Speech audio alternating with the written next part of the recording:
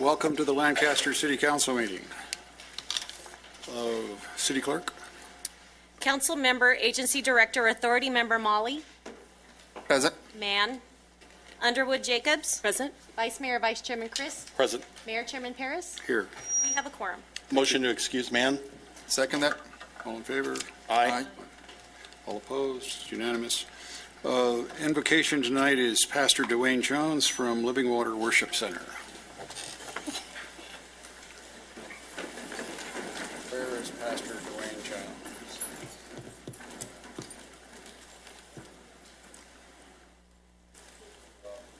I should have checked first, huh? So, who wants to give the prayer?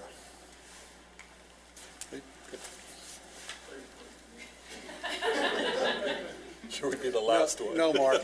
None of us even thought that. Thank you for the opportunity, Council. Would you pray with me?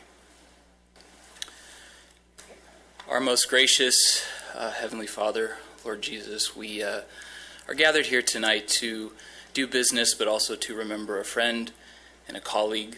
We pray, Lord, that in our memories you are glorified as we remember Sergeant Owen here tonight.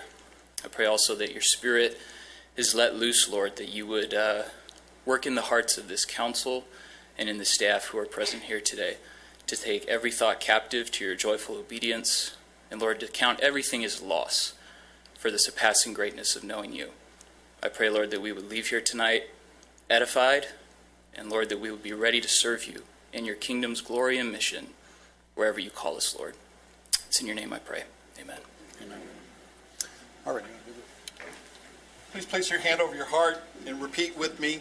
I pledge allegiance to the flag of the United States of America and to the republic for which it stands, one nation, under God, indivisible, with liberty and justice for all. Thank you.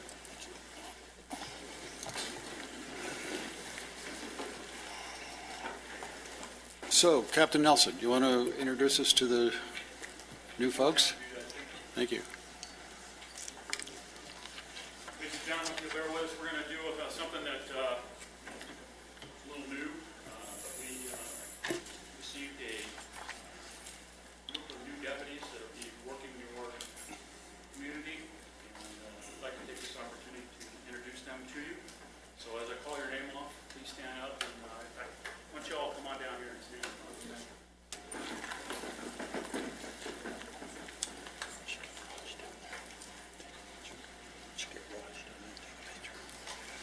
Raj, why don't you go join them? Get the picture.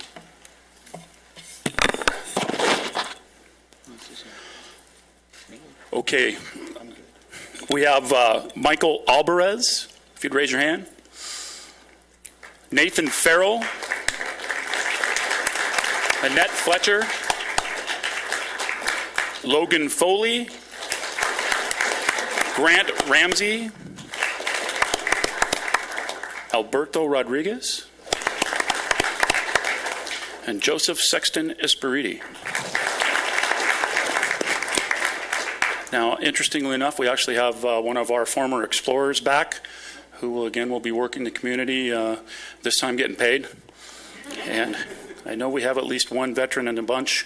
Would you raise your hand for Joseph? Anybody else? All right, very good. Ladies and gentlemen, your newest deputies.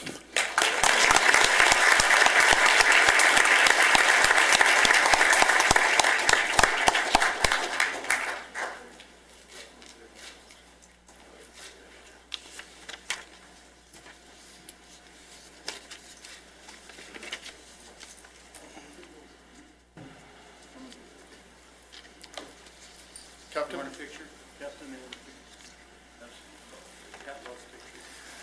I'm curious, you all seem to go to the same barber. I mentioned that earlier. We only missed one.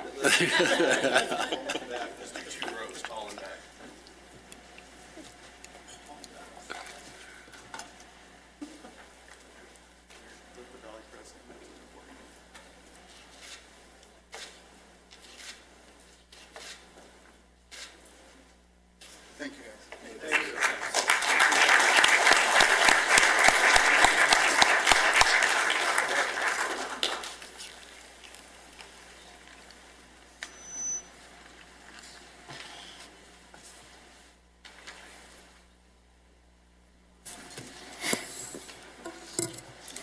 Well, I hope you enjoy your service in Lancaster. The upside is you will not find a city that's more supportive of you.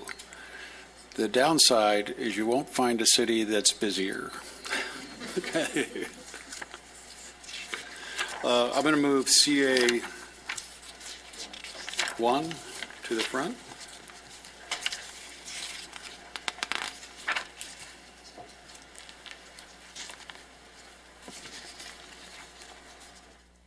And that's the renaming of the Lancaster City Park to honor Sergeant Steve Owen. We decided on a name, didn't we? Proposed Yes. name? Steve's wife decided on it. It's Sergeant Steve Owen Memorial Park. Tanya's here. That works? Yes, sir. Okay, great.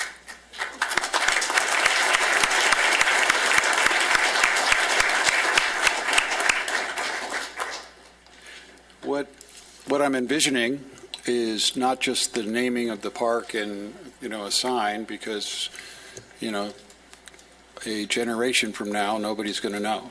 So what I was hoping we could do is develop a kiosk with the family and have a video, that we can upgrade as technology improves, that tells his story and tells it in a way that both the department and you would like to tell it. So that 50 years from now, his great-grandchildren will be able to go in and figure it all out. Putting the pressure on my son, sir. Okay. So we're going to be calling on the creative people within the city, which does not sit up here,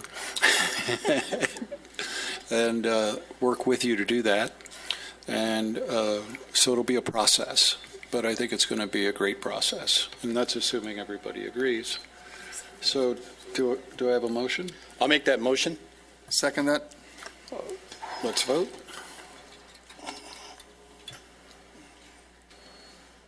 And it passes.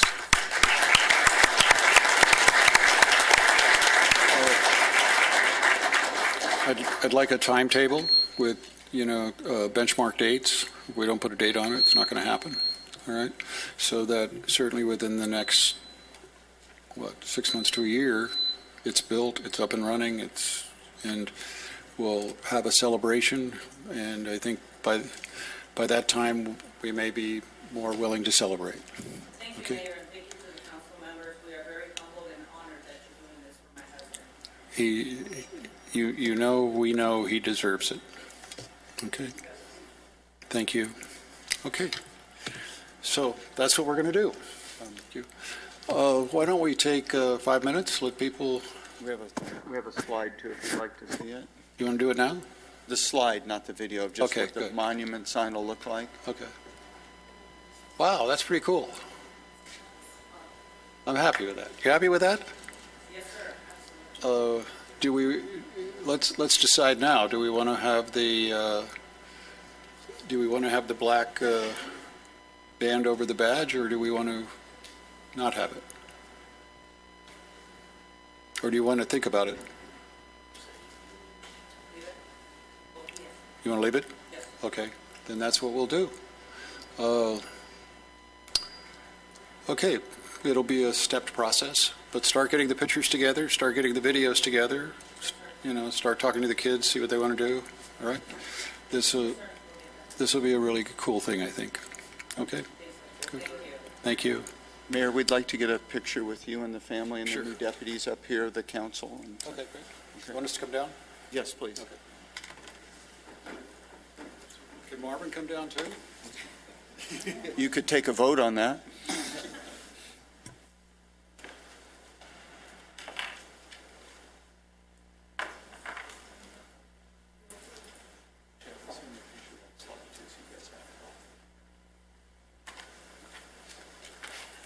Okay, how are we going to do this?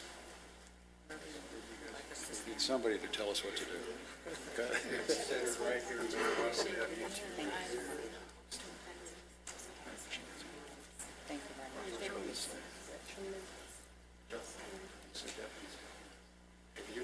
We'd like all the deputies. You're going to fill in, the aisles. One just like that.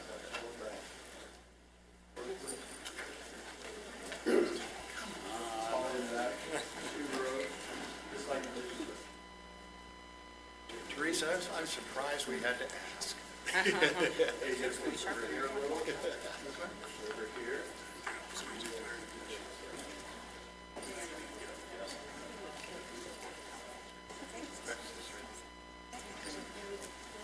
Captain, you want to get down here?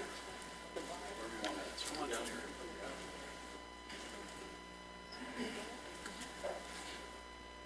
We have a lot of photographers who just Keep smiling.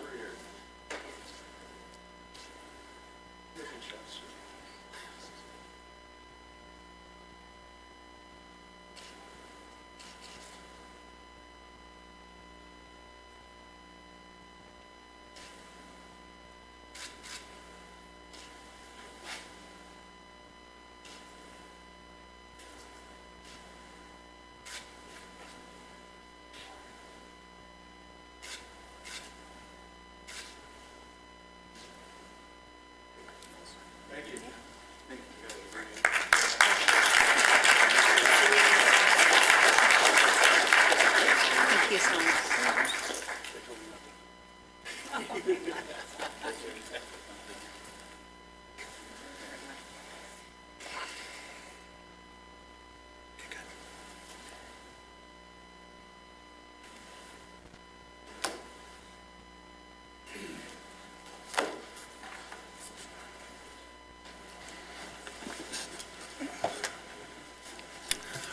Okay, let's take 10 minutes, all right?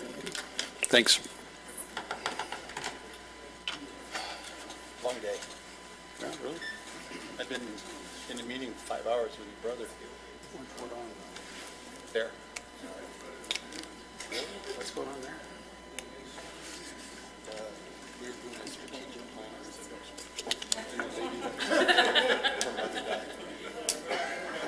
Lady that what? That was going through this.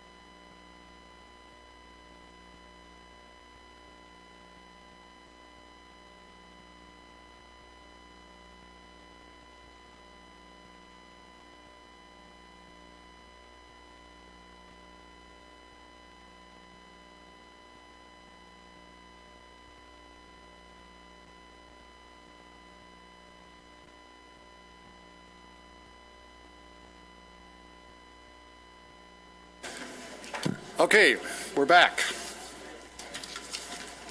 Mr. Bozigian, Yes, sir. I had a wonderful idea. We love those. What was it?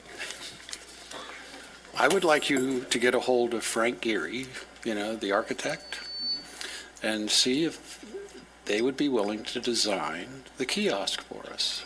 That's a good idea. You're Okay. surprised it was a good idea? I should have had a different inflection, but no, I'm not. Wouldn't that be We cool? will do that. It's a great idea, and I'm sure that I would bet they would do that too, or he would do that. You may have to go through Eric Arsetic to get to him, but that might be a way. Okay. Yeah, we'll do that tomorrow. Thank you. But the sooner the better. Wouldn't that be great? Tomorrow. Be fantastic. Yeah. All right. And then we'll just figure out a way to raise the money to build it.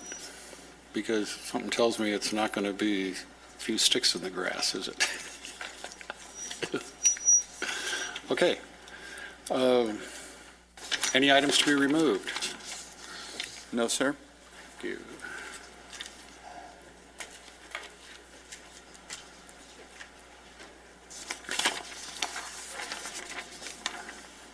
Council minutes. Yeah, I know, but why is this thing off? Oh, I see what they did. Okay, council minutes? Is there a motion? So moved. Is there a second? Second? All in favor? Aye. All opposed? It's unanimous. I need to recuse myself from the consent calendar, item number 2, because they're giving me $100. $100 refund of what you've already paid. Right. Hey, it's $100. I'm taking it. Anything else we need to remove? Yes, we need to remove number 5 for Mr. Molly. We need to remove number 6 and number 9 for our Senior of the Year.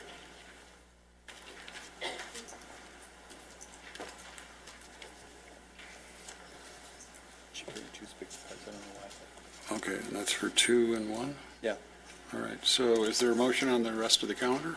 Motion to approve the consent calendar as currently comprised, pulling 6, 9, 2, and 5. I'll second. Let's vote. Okay, it's unanimous. And I will recuse myself on 2, and then I'll come back. And then you... Do I need to do it now? No, No, you'll just flip wait. out after I come back, okay? I need a motion and a second for CC2. I'll motion for CC2. Let's vote. Second. Motion passes 3 with Mayor Paris recusing himself. Raj, you get him, and then Do I have to say? when you come back. And He's going to do it when he comes back. Fran, you That's wanted to speak on 6? Well, let's do Raj real quick. Motion to, Wait a minute, Raj is 6, isn't he? 5. Oh, okay. Motion to approve CC 5. I'll second. Let's vote. It's unanimous with 2 people absent. Okay, Fran, come on back. Raj is going to explain why he Yeah. recused himself. Councilmember Molly's going to make the announcement. Oh, you got to confess, Raj. I had to recuse because my restaurant is too close to the thank you.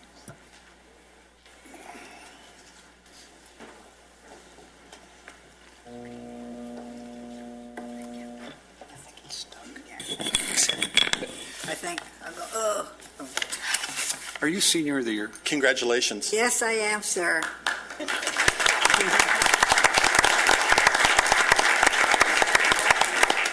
I'm sorry I wasn't there. I was out of town. Yes, I'm sorry you weren't there too. I missed having you there. But But I represented you guys very well. I have, I brought the plaque with me that you gave me because I didn't want to use, I want to talk about that later. Let's get our business taken care of first. We're talking about CC6, right? I don't even know what I'm talking about Yeah, anymore. I'm you too are. excited.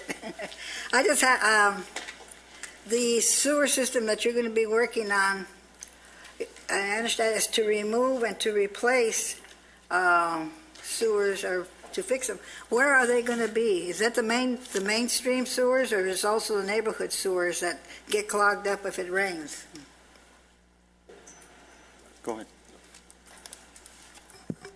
There are various locations throughout the city. They could be main locations. There also could be residential streets, and they're typically those problem areas that we identify, so they would actually dig them up, replace them. Oftentimes it's caused there's breakage or there's subsidence in the line, so the flow doesn't flow as well. So it's a regular maintenance item. Oh, okay. Because I know the one that's across the street from me, it gets overflow really quick. We can check to find out exactly if that's on it and then identify please, if that's a thank problem. you. That's mainly all I wanted to say on that subject. Thank you very much. And you have number 9. Oh, that's number 1. So that would be number 2. Number 9. Oh, yeah, I have these basically questions on this housing and development appropriate income. Anyway, this housing that you're going to redo and make neighborhood stabilization program better.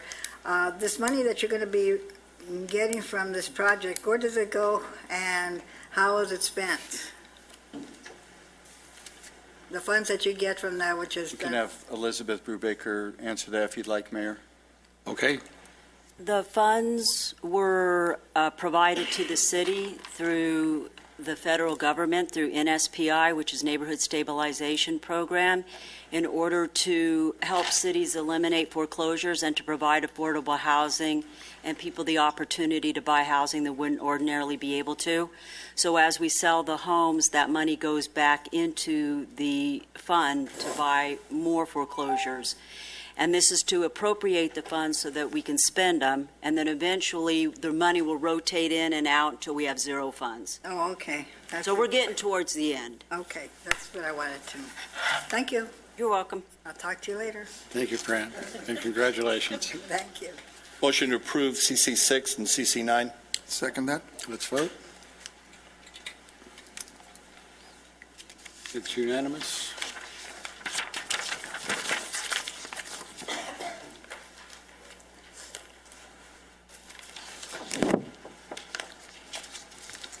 Continued public hearing, item number 1. That's Mr. Luzki. Do we have any speaker cards? No speaker cards. Let's waive the reading in the presentation. Is there a motion? I'll introduce ordinance number 1016. Second that. Let's vote. It's unanimous. Passes. Okay, we have PH1, Appeal of Planning Commission's Denial of Conditional Use Permit. No speaker cards. Oh. Wait a minute. Somebody's appealing it and they didn't come to speak? How stupid is that? Well, the applicant who would like, the applicant is here if you guys have questions. Oh, okay. Well, somebody tell me what's going on. Okay, Mr. Ludick, will give the presentation. It would be appropriate to open the public hearing. Why? They don't want to speak. We'll open the public hearing. Mayor Paris and members of the City Council, what's before you is appeal of a Planning Commission denial of conditional use permit 1604. That is a request for a mini market with a Type 20 off-sale alcohol license in conjunction with a gasoline sales operation. The proposed location is on the northwest corner of Avenue M and 10th Street West. The applicant filed this application in May. Staff had reviewed it, made a recommendation for approval of that, and also a waiver of distance requirement. The Planning Commission at their August meeting continued the matter for 30 days to get additional information on crime statistics and other things in the area. That information was provided from the city's public safety manager or department head at that follow-up meeting. The commission actually took 2 votes on this. The first vote, which was to approve the recommendation, failed on a 3-3 vote. That is considered a denial. The commission also considered a motion to, I should say, their first vote was to approve the mini market without alcohol. That failed on a 3-3 vote. They also considered a motion to approve it as recommended by staff with the alcohol sales. That also failed on a 3-3 vote. Those constitute denial of the request under the Commission's operating procedures. The Commission, therefore, technically denied the request. The applicant appealed that. It is now in front of you this evening. Staff is recommending that you approve the request in accordance with our initial recommendation. That would include conditions that would prohibit the sale of single containers, which has, I know, been an issue, and would also place all of the most recent requirements that we have in place on mini-market operations that also include alcohol sales. So those are contained within your attached resolution. I'd be happy to answer any questions that you may have. I thought we were coming to some sort of understanding on the single sales issue. The Planning Commission has, in general, with newer requests, prohibited those single can sales for alcoholic beverages that are either beer or malt liquor. That is their recommendation, or that was the staff's recommendation on this. The applicant did not dispute that in this particular instance. If you have a question, if they are willing to accept that kind of a restriction, they're obviously here. But it would be our recommendation that if you approve it, you place that restriction on them. And Mayor, the item before you later on deals with the deemed approved. There's 47 deemed approved that do not have that same condition on them that were approved prior to the current council ordinance. Okay. So what's the staff's recommendation? Our recommendation is that you approve the request and approve the waiver of the distance requirement because there's another mini market on the south side of M in Palmdale. That's the reason that they need the distance requirement, and that you apply the conditions as we originally recommended to the Planning Commission. Jim, what's your thoughts? My personal thoughts, or my colleagues' thoughts? Yours. My vote was to deny the application because of the waiver of its proximity to another alcohol beverage sales. I felt that it was an additional proliferation of sales of alcoholic beverages in a mini-mart that, frankly, I don't think we need in the community. Thank you. What's the sales tax revenue for one of those stores? It's fairly significant. A simple question. I mean, just pull it off the top. 25,000. That's probably close. We would have had more confidence in that had you just said that initially. I would have felt it wasn't proper. I had to disclaim it. All right. So it's not significant, right? The gas sales are, thank you, Jason.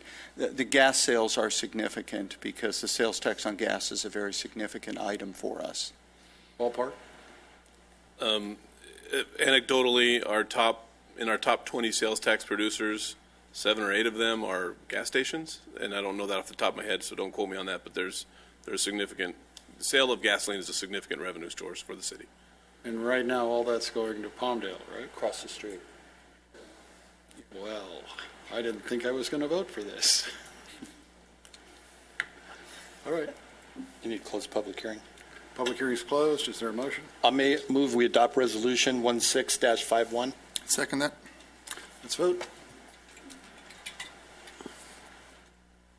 It passes unanimously. And I don't want anybody to think that the Palmdale aspect of it had anything to do with my vote. That would have been more effective had you not said it first, too. Okay, PH2. And we have a few speaker cards.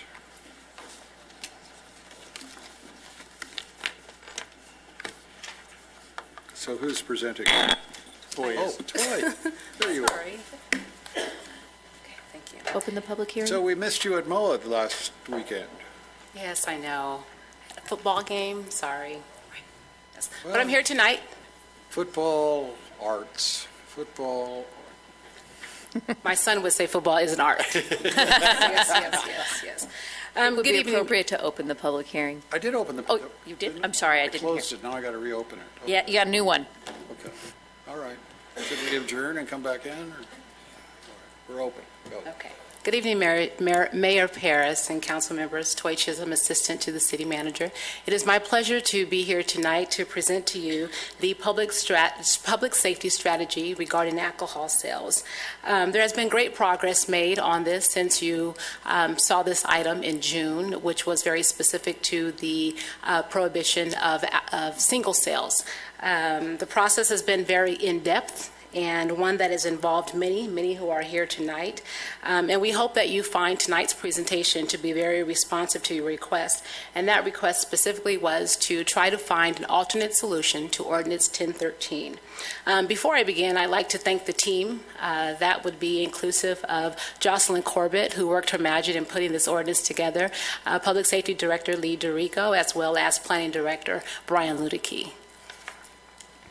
By way of background, Ordinance 1013 was created and introduced for the sole intent to address public nuisance activities as well as anything surrounding the sale of alcohol beverages and the associated public safety issues.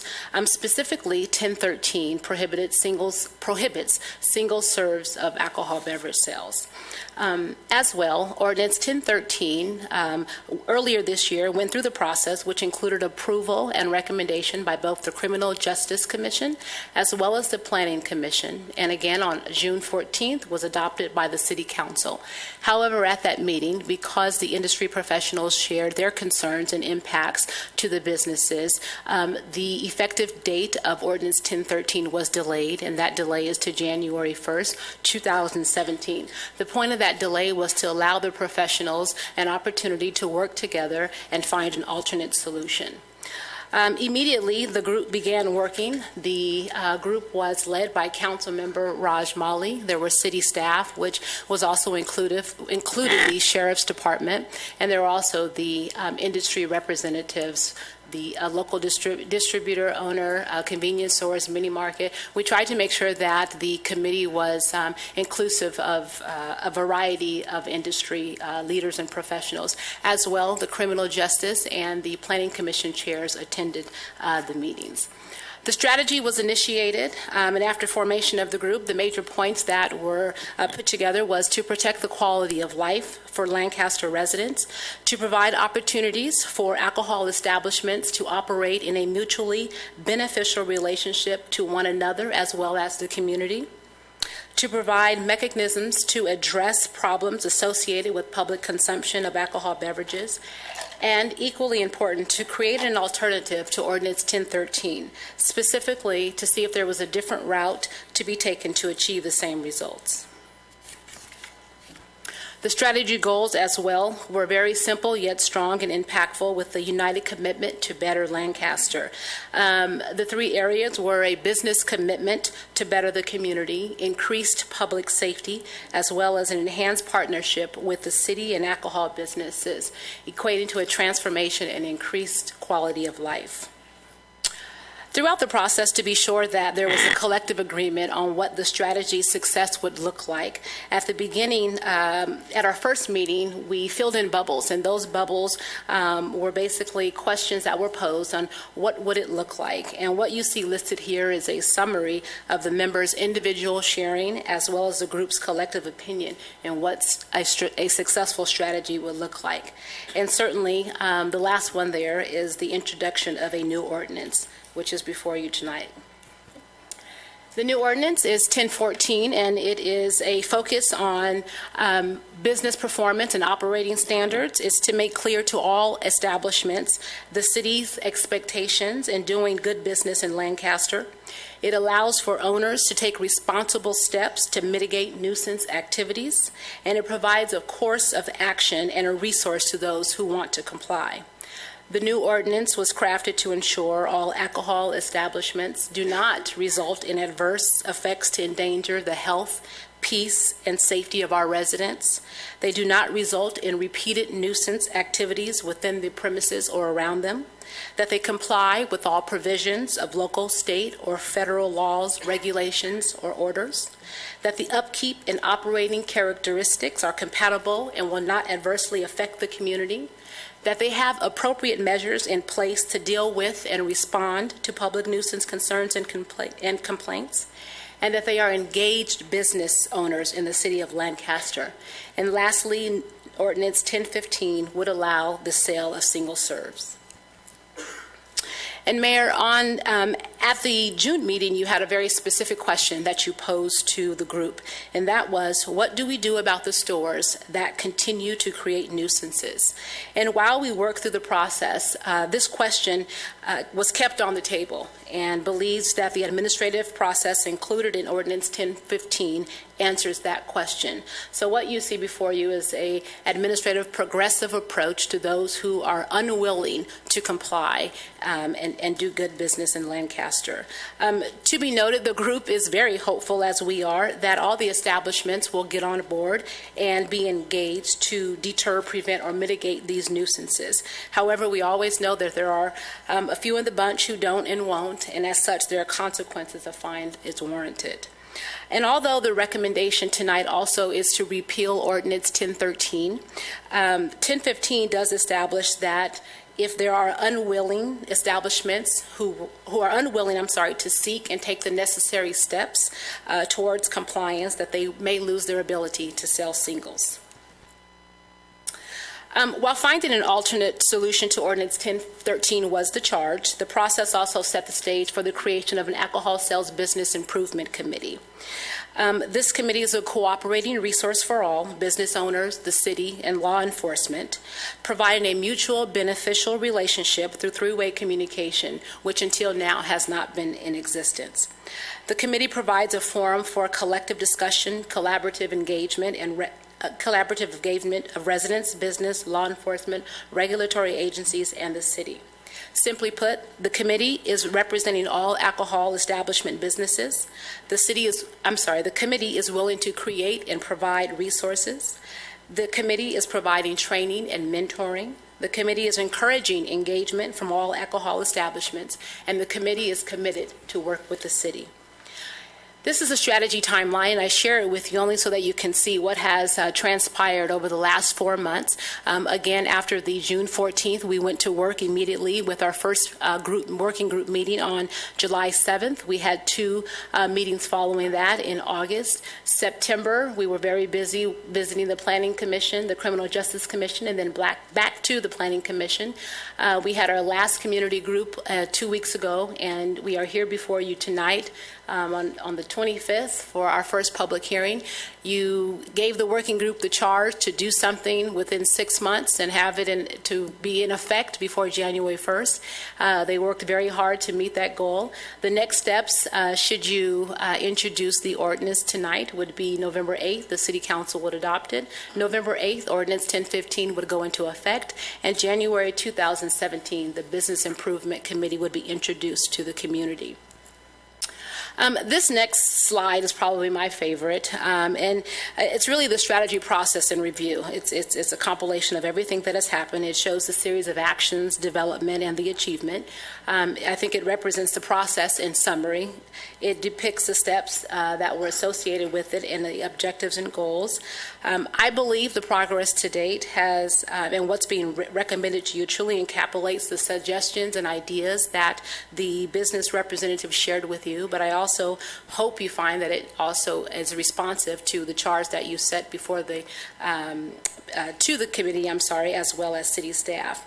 At this time, I would like to ask Mary Trishelle, who was appointed by the mayor to lead the working group with Councilmember Molly and Sam Ashler, who have both been very instrumental in this process and have taken it made it a personal commitment, not only by a resource of time, but also a financial resource. So, Mary?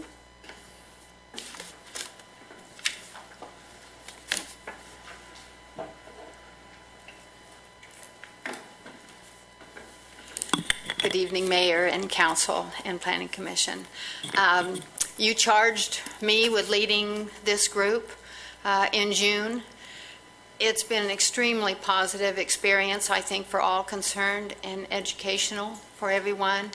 The process has been, I think, extremely rewarding for all of us to educate and city staff and their cooperation of coming for a tour to see just what products are preferred by the consumers. Single serve, I have a problem. It restricts businesses to do their business. It's a huge piece of the business anymore in a variety of products. Craft beer only comes and is sold in a single serve, and that restricts business and revenue. Most of the retailers, Sam has done an excellent job on communicating with the retailers and visiting with them to educate them on what is going on and what's going to be expected of them in the future.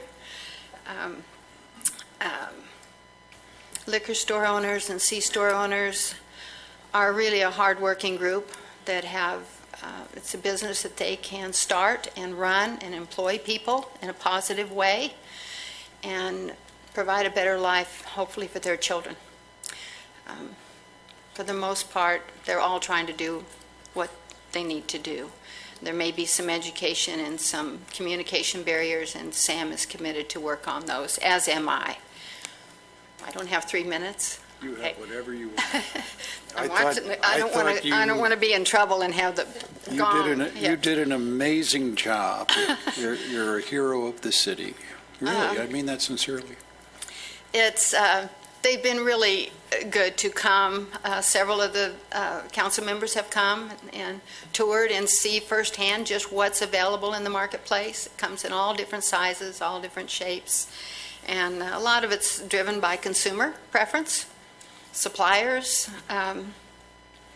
It's the package of choice right now a little bit, and encompasses a lot. It isn't all something that's a negative piece of society, truly. Our commitment going forward is to, I have offered up our facility for meetings, for education meetings, for the retail group to use, to educate them on what's expected and what the committee that Sam is putting together. Do you have any questions of me? Is it going to work? I believe so, yes. Good enough for me. There's a real commitment all the way around, and I think Sam can speak to his experiences with communicating with the other retailers. Okay. And, great. okay. Thank you. Recommend Any questions? I'd like to make a statement, though. I want to say thank you very much for taking me on the tour of your distribution center. I also had the opportunity to meet with Steve and Merle from Connecticut as well, and I have to say that it was quite enlightening that there is a lot of science that goes in to what it is that you all do, and it was highly impressive. So thank you for taking the time to educate me. Appreciate it. Well, it was my pleasure. This is important. A little sidelight, beer is American from the ground up. Many farmers contract with brewers for their crops. There's a beer out there that they put a lime in the bottle. Lime growers are extremely happy. It's a broad-based industry that's more than just the few people that abuse the product. Anything else? So you know when the first tribe settled down and stayed in one place? It's when we learned how to grow hops, which resulted in us being able to ferment alcohol. And that's when the first tribe quit being a hunter and gatherer and started growing their own crops. Isn't that interesting? The product's been around since the beginning of mankind. It's not meant Certainly since the to be beginning of the abused. first village. Yeah. Good. Thank you. Okay, I'm dying to see the sign. Well, I'm going to, Okay. I may passing on, if that's all right. No, show the folks. Show the folks. Actually, here, I'll hold the sign. Yeah, let them see what it is. This is what we developed is a sign that kind of we want to keep it the same for every business, and it gives the some protection for the business people, and it eliminates some of the problem, and also gives the sheriff department the power to prosecute because it names the codes and all of those things. I'm going to just set it right here to start with. And anyway, to start, I want to thank you for giving us the opportunity to be here and work with you. Thanks, Mark. And forgive me if I just call you by first name basis. Brian, thank you for being so patient. Sat there. Lee, you had some wonderful story. And Jocelyn, thank you. Mark and my new best friend, Toy, thank you for your professionalism. And Mary, again, wherever you are, thank you. You know, this wasn't easy. We had some compromises. Thank you again, Raj. We've started out thinking, you know, what have we done wrong and what can we do to improve it? And really to do that, we had to go out in the field. And Toy and I toured quite a few stores. And we listened to their problems and their concerns. And you know, once they all knew what we're trying to accomplish, they were all on board. Everybody was on board and committed, which was great. So we look forward to working together. This committee is going to be a long-term project, I would say. It's, you know, nothing is perfect, but this is great compared to what we started with. The commitment is there. The resources are there. We're going to be there to help the business owners with any questions, concern. And we've developed some signs. We've developed actually what we call a guidance book.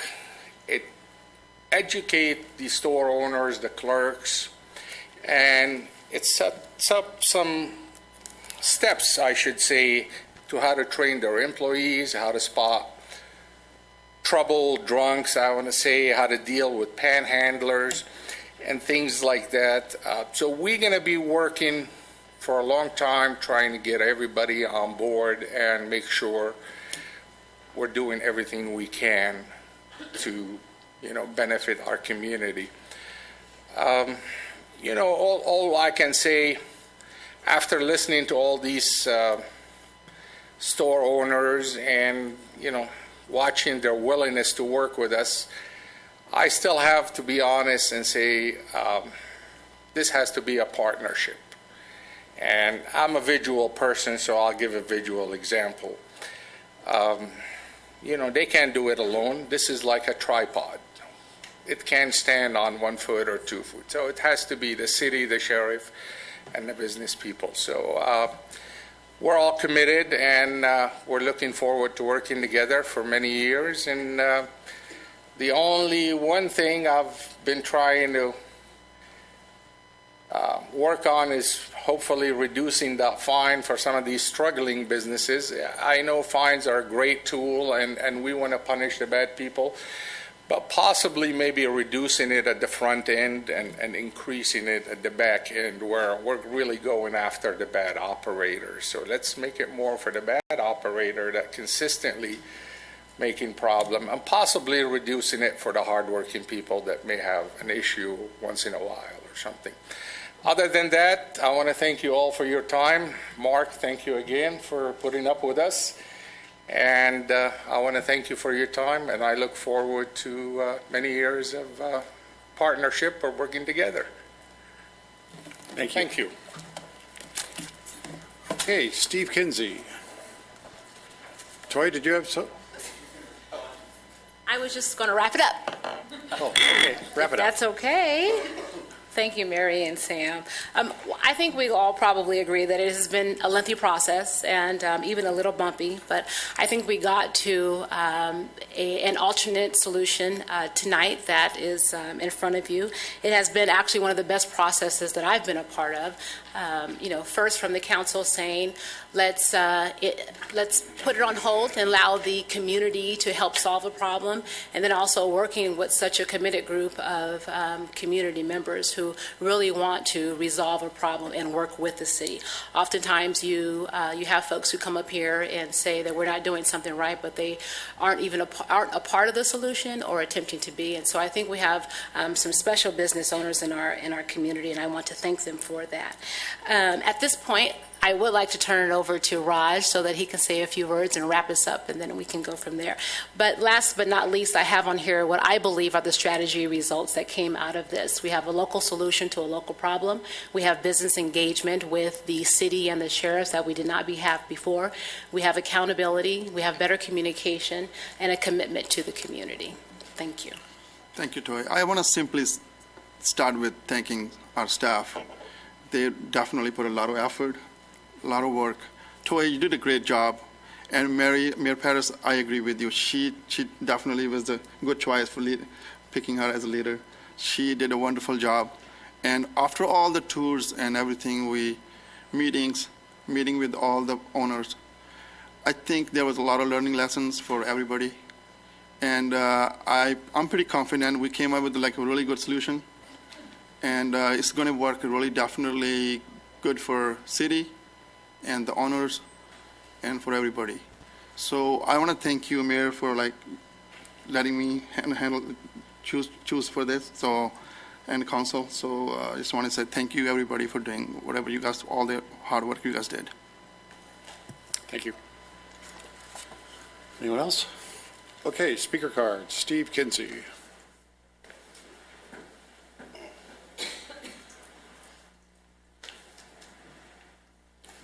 Mr. Mayor, how are you? City Council, staff. I just want to briefly say that I myself am owner of Kinetic Brewing Company, and I speak for Kinetic, and also I serve on the board of directors for the Los Angeles County Brewers Guild. And I'm also speaking today on behalf of the California Craft Brewers Association. The Brewers Guild, 48 members strong. The California Craft Brewers Association, 685 members strong. We like this ordinance. The Guild and the CCBA both took a stance against 1013, and they are embracing 1015. So thank you for reconsidering this, and thank you for all the work that you've done. Thank you. Merle McClernand.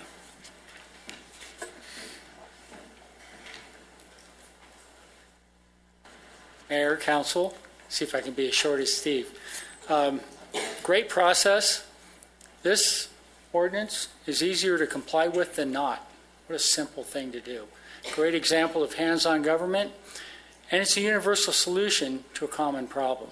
So once this works, if we have other places that have similar problems, it can be applied. Thank you. Thank you. It is a good model. I'm happy with it. Matthew Luker.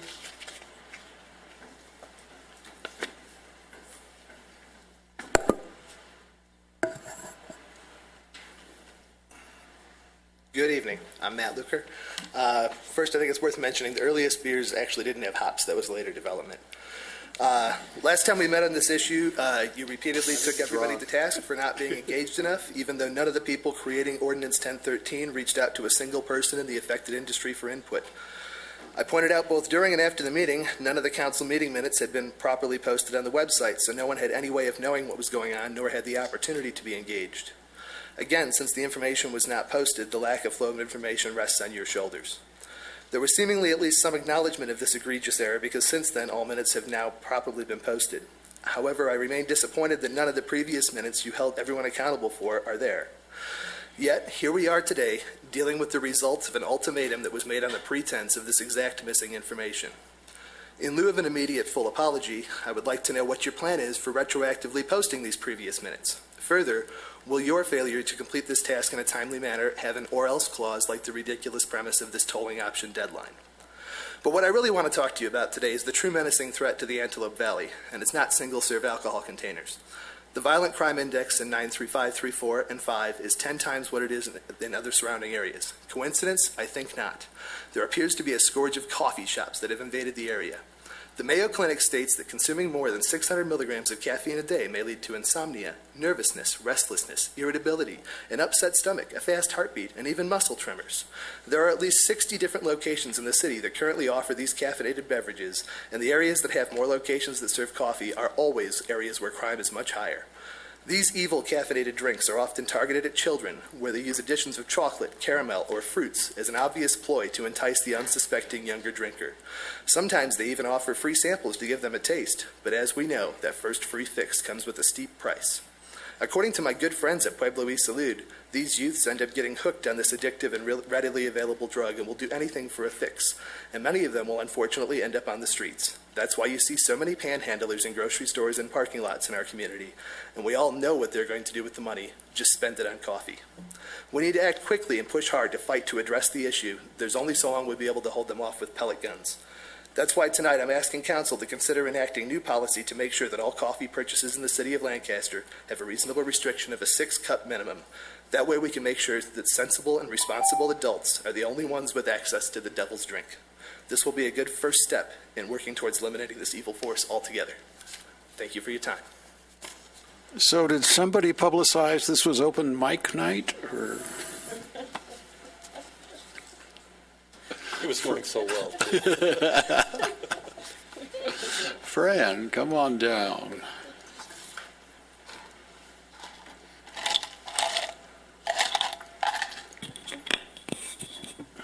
Again, good afternoon, Mr. Mayor, Vice Mayor, Commissioners, and Councilmen, and ladies and gentlemen, my name is Fran Saras.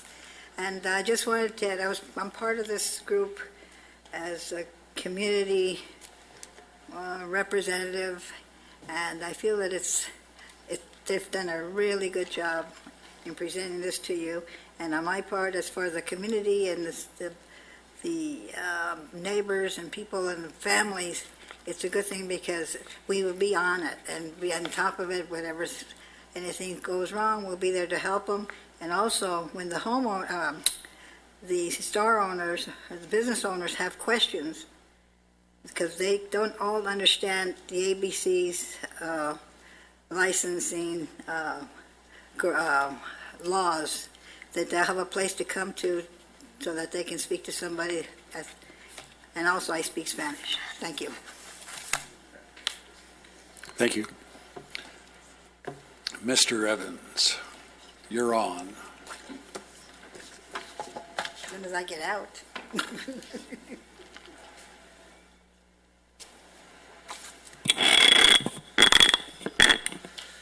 You always say my name so ominously. I thought I was saying it respectfully.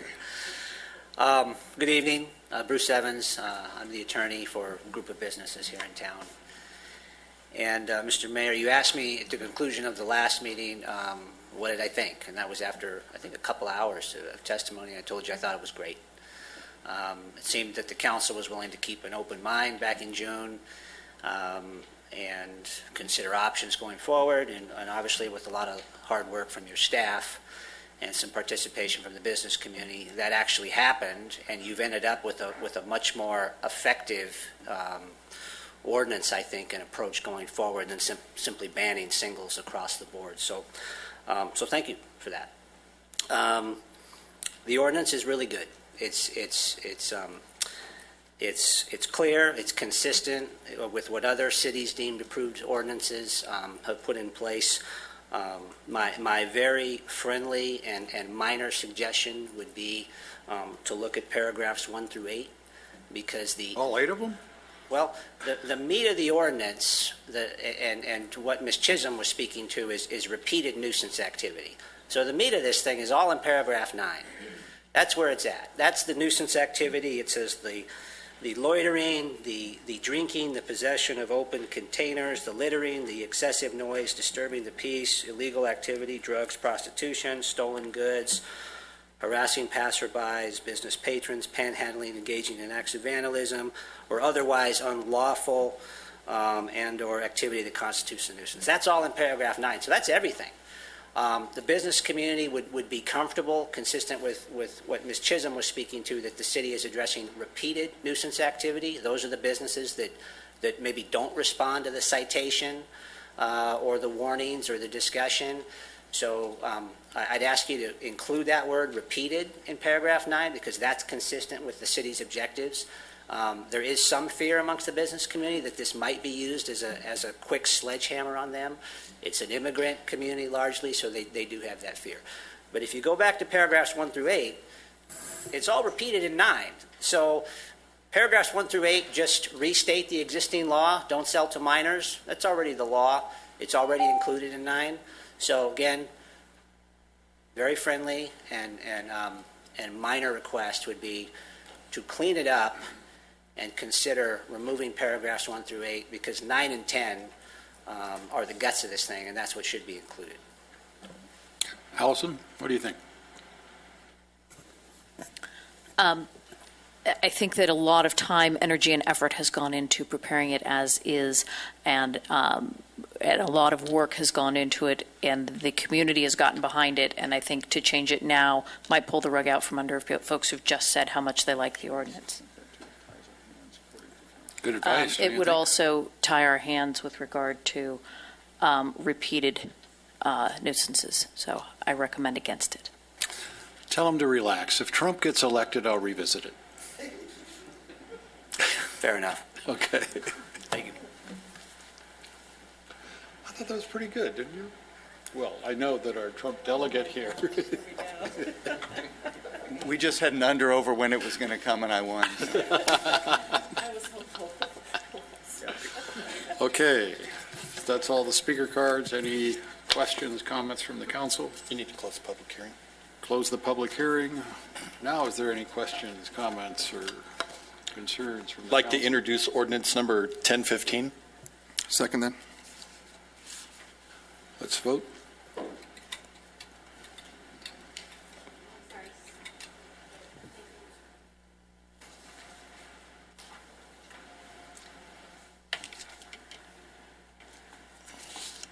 It's unanimous. Okay.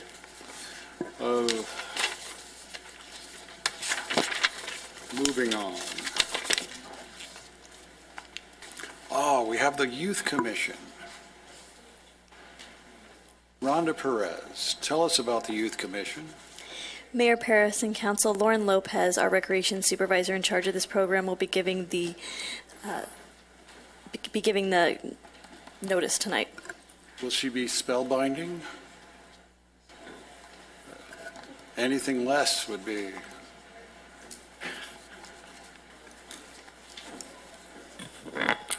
Hi. Good evening, Mayor Paris, Vice Mayor Christ, and members of the council. I'm here tonight to present our nominees for the 2016-2017 Youth Commission. The Youth Commissioners are nominated by their high schools and are selected through their applications and a rigorous interview process. We do invite every high school in Lancaster to participate in this exceptional program. This year, there were approximately 50 applicants, and we feel that we selected the best 7 students to represent our wonderful city through various community projects and fundraisers. At this time, I would like to invite the nominees to come forward.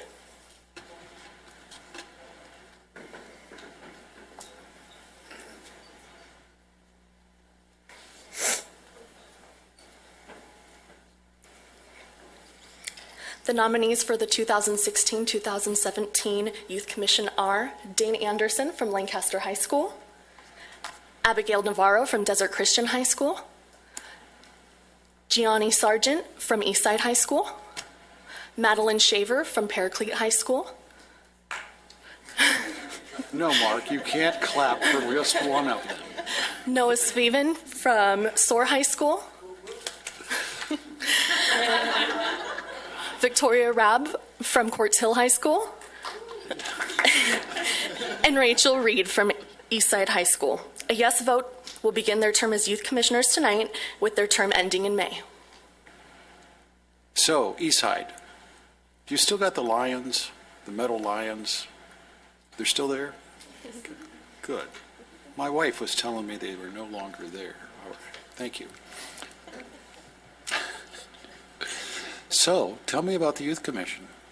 The Youth Commission is a program that was started in 1992 to get the Valley's youth together through the Lancaster high schools to come together on various projects, work events, and give a voice to the youth of the community. So what projects are they working on? This year, they will be participating and continuing on the lunchbox program that takes place at El Dorado Elementary School.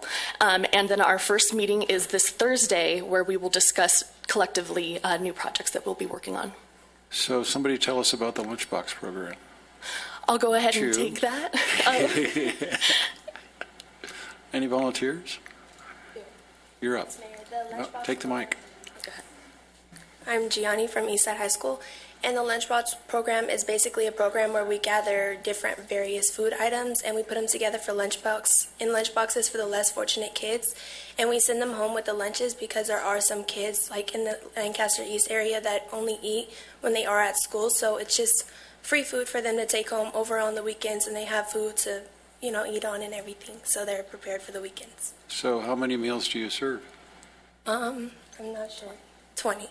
How many? 20. 20? Yes. And that's just for the east side area? Yes, for El Dorado Elementary School. What about the other schools? They doing it? No, there is an expressed interest, and we're working on building the program this year. What do you need to build it? Not you. We're building the program just so we can help different students. No, what do you need to build it? Yes. Sponsors. You're not in Paraclete anymore, Mark. I'm sorry, what? Sponsors. Sponsors? How do you go about getting them? We have a press release, and we do various fundraisers. Mayor, we have a press release, and we do various fundraisers. So how many would you feed if you had enough money?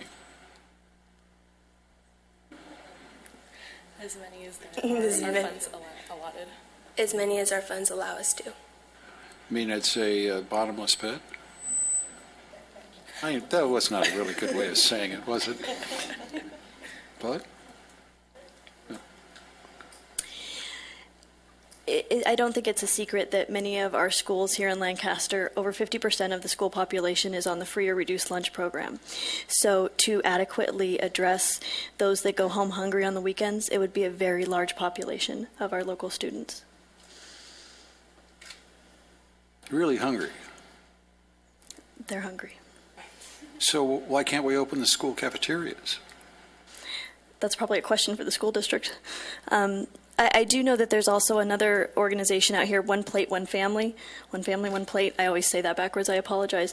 That is looking to address hunger in the Antelope Valley as well, for those that go hungry on the weekends and in the evenings. That's pretty horrendous, isn't it? Yeah, it is, and I think I commend the Youth Commission and our Parks Department because they're starting to try to build a program, but your question is correct. To bring it to scale is going to take sponsorship, and Rhonda's correct. It's going to take a partnership with the school districts and the community as well, too. But these folks have started it when no one else has, so I think we need to build it, but have a goal to get to where you want, and a timeline, as you said. That's what's necessary. I mean, this is really cool what you're doing. I mean, it's a gargantuan project.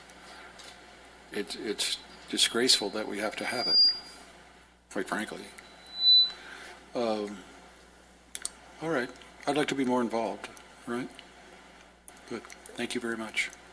Let's feed 10,000 kids by the time we're done. Okay? Well, we could do that.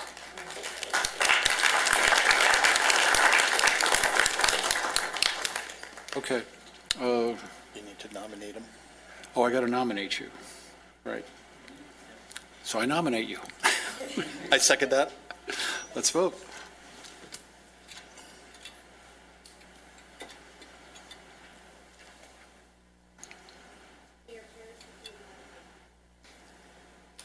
It's unanimous. I'll give you $5,000 to start if you match it, and you got 30 days to match it. All right? If you only get two, you only get two. Fair enough? Fair enough. Good.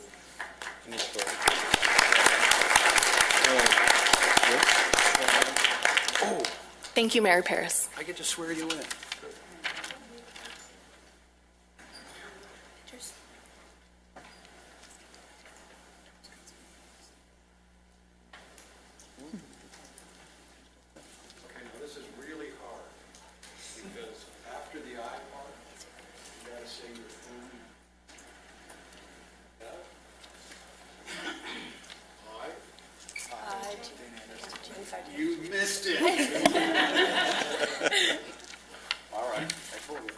Got you. Start all over.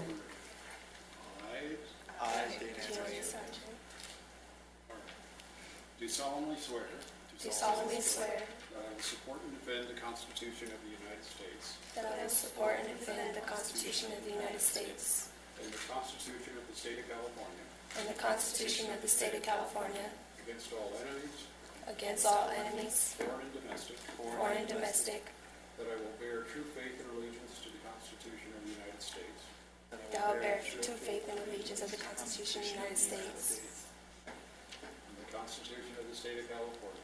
and the Constitution of the State of California, That I take this obligation freely, that I take this obligation freely without any mental reservation without any mental reservation or purpose of evasion.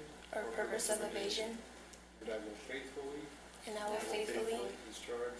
discharge And I will well and faithfully and I will well and faithfully discharge the duties upon which I'm about to enter. discharge the duties upon which I'm about to enter. Okay, now all you got to do is feed the hungry. Thank you.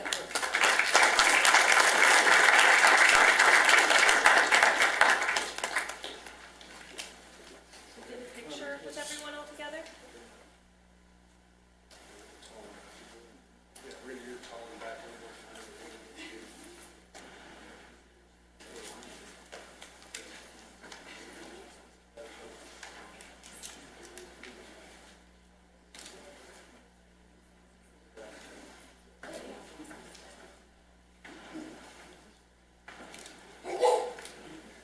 Friends and family, you can also, so there's going to be a lot of pictures, so just keep staring here.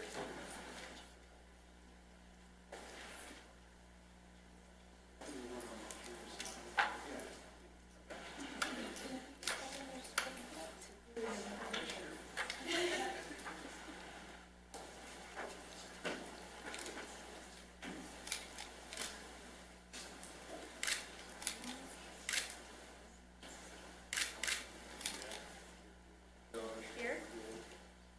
Go ahead and snap your shot.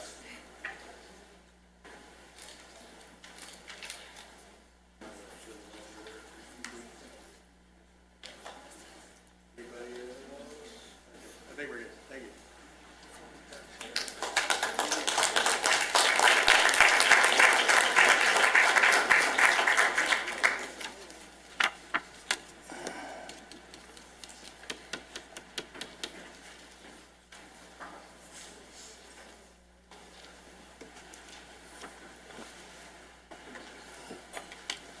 I won't. Okay, moving on.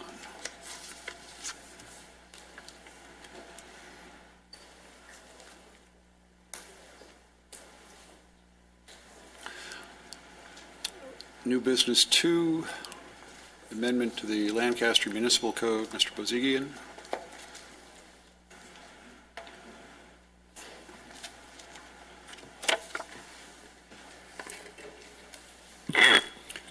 Mayor Paris and City Council members, a lot of times compensation and reimbursement is obviously a touchy subject.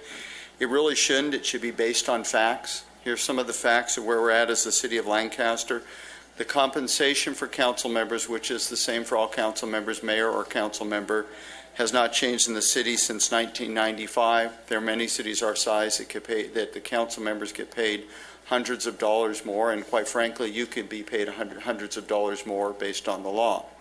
The reimbursement that the council members get for their work has not changed since 1991. It's remained at $100, despite the fact that the size of the city has increased. The complexity of the city is much more. The expectations of council members, technology, cost of living, cost of gas to travel around. It hasn't changed in those times. Another fact is the funds have been budgeted in this year and next year's budget. The action before you would implement that. Another fact, this council is a very active council. The requirements now to be a council member are much different than they were in the 1990s, and this council has stepped up. You go to lots of events, you travel to lots of things. I know that many of you, when there's an item on the agenda, you go visit the site to see what's going on, the tours that Mary talked about. Because of that, I have no reservations whatsoever standing before you and saying that we should increase the compensation for local travel and expenses for council members from $100 to $600 a month. And the money is budgeted, and that is staff's recommendation for this item. And I'd be happy to answer any questions you would have. Any questions? Okay, thank you. You're welcome. Fran, come on down. I dare you.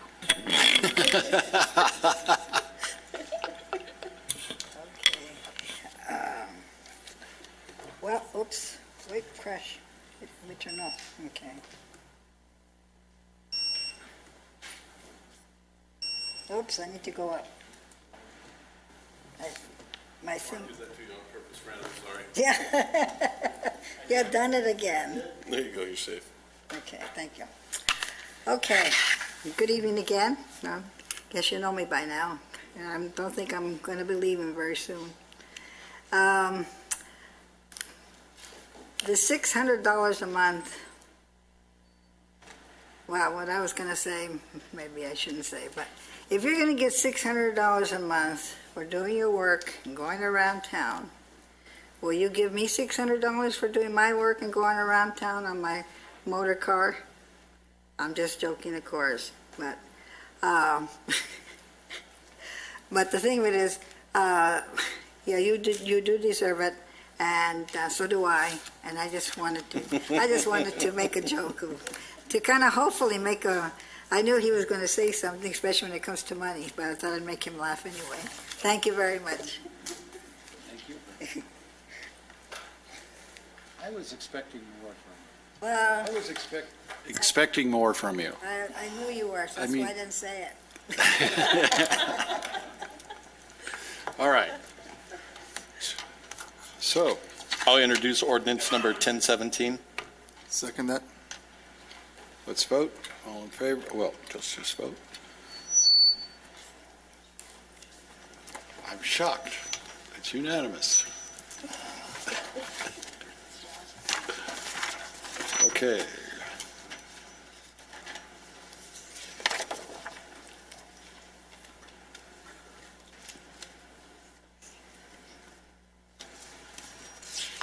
What am I skipping over? Oh, yes. Britt, you're going to tell us about our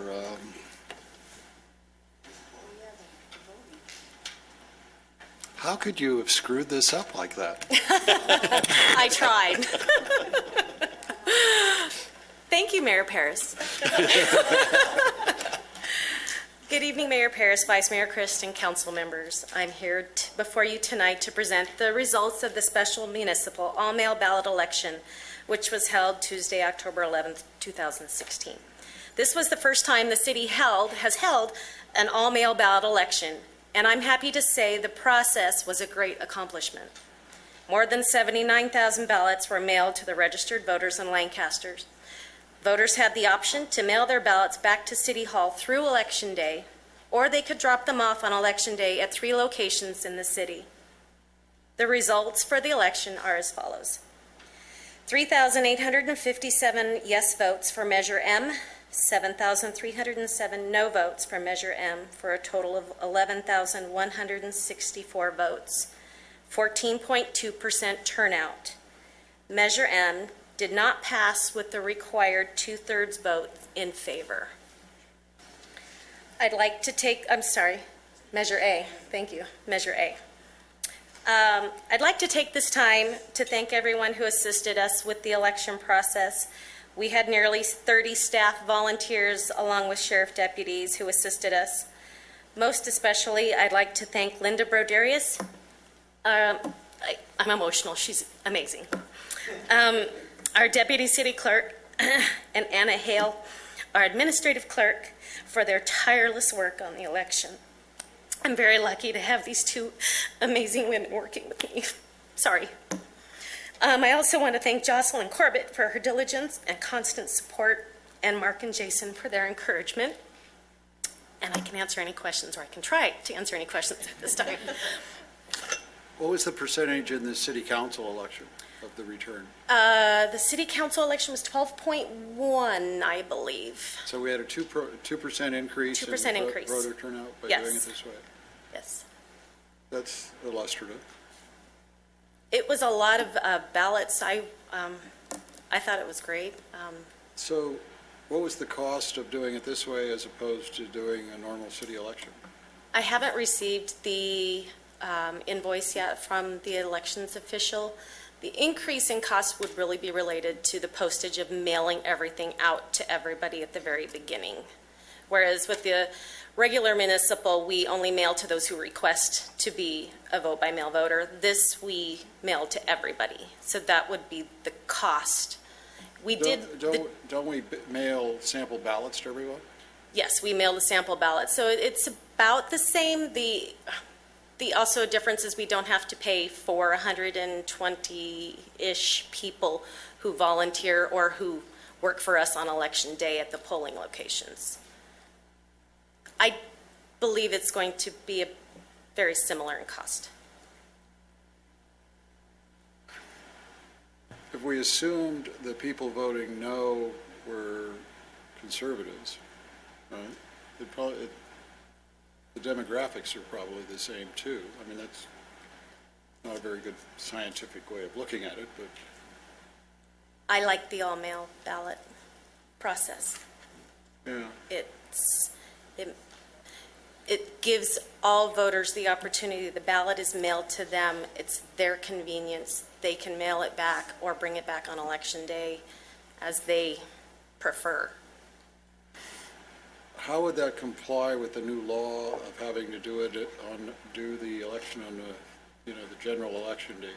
With consolidating with the county, that won't be an option unless the county were to choose to make it an all-mail ballot election. That's something that the city gets to control. If we were to retain local control of the elections and to be able to hold the elections on our established election dates that we do in April, then we can go all-mail ballot. But the county would be huge. I don't know that that's not an option for them, but I don't know what their thought process is. Well, I'm wondering if we could get an amendment to the statute. Do we have a lobbyist? No, we don't. But we have very good relationship with both our representatives. Literally pick the phone up.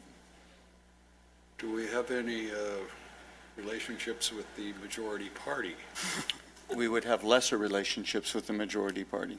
But through the League of Cities, which has both sides of, obviously both parties, that could be an effective lobbying, very effective lobbying. Would one of you look into that? Sure. Mm-hmm. All right. Thank you, Brett. Thank you. Good job. Well, sort of a good job.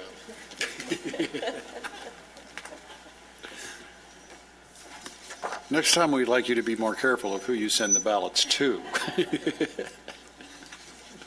Oh, sorry, Allison, I did it again.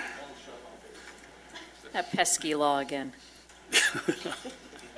Zoe Decatur, and Jersey Speaks.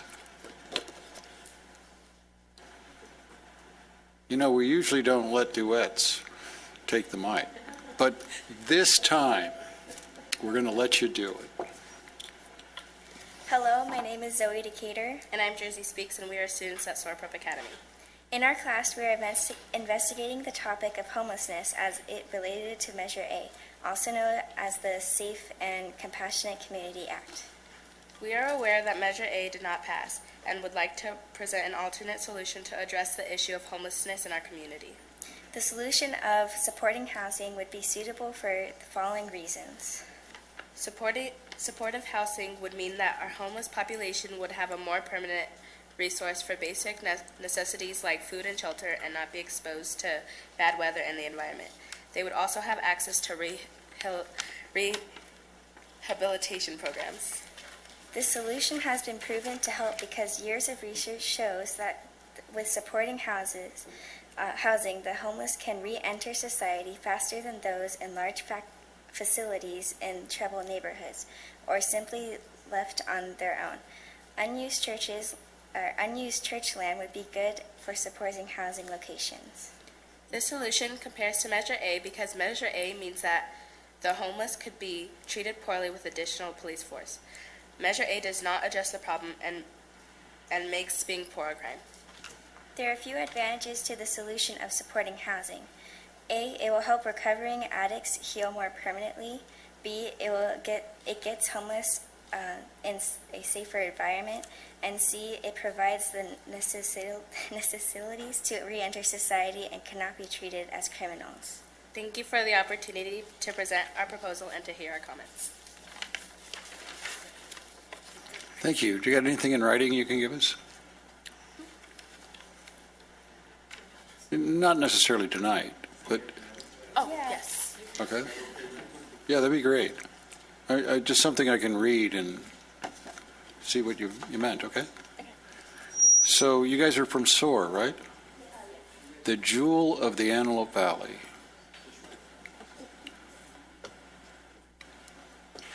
I get to brag no matter where I go in the world about Lancaster because we have SOAR Academy. I mean, brag about it. It's really, really cool. Thank you for being there. Okay.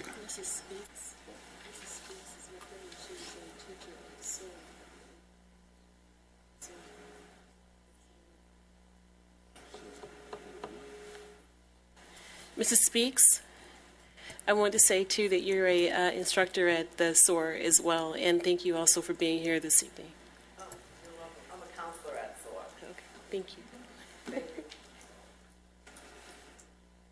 So how's this year's crop? Great. Is it? Yes, it is. That's great. Thank you. I'll move we adopt Resolution 16-52. I'll second. Let's vote. It's unanimous. Okay, council reports. NB4. What? NB4. NB4. Where's NB4? Oh. No speaker cards. Okay. Okay. Is there a motion? I'll move we adopt Resolution 16-53 and introduce Ordinance 1018. Second that. Let's vote.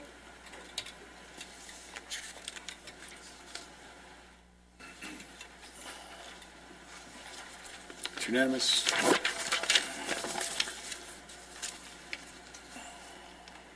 Now, council reports. AV Transit, Vice Mayor Christ. We met with individuals from the state today as far as getting us more grants. So the Air Resources Board was there at AVTA, and so we met with them. They did a tour of BYD. They consider BYD the jewel of the nation, and the AVTA is doing everything they can to be that an example for the entire nation. So that's a great thing that they're doing. The Antelope Valley Fairgrounds, that they did some studies on the economic impacts of the fairgrounds, and I wanted to share some of that.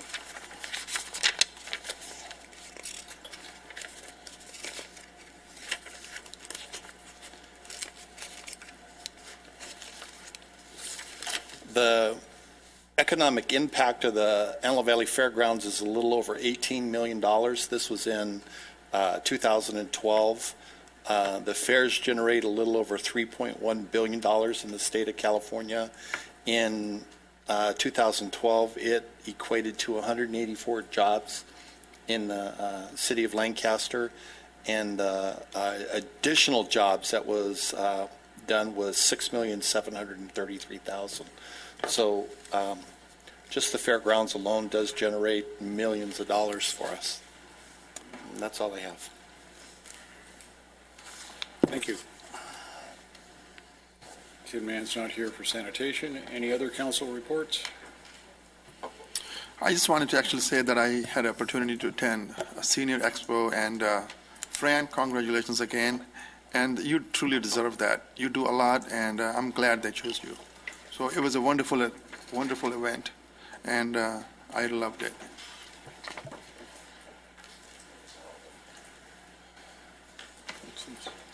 CR1. Oh, I see, okay. Fran, did you have something on? Yes, I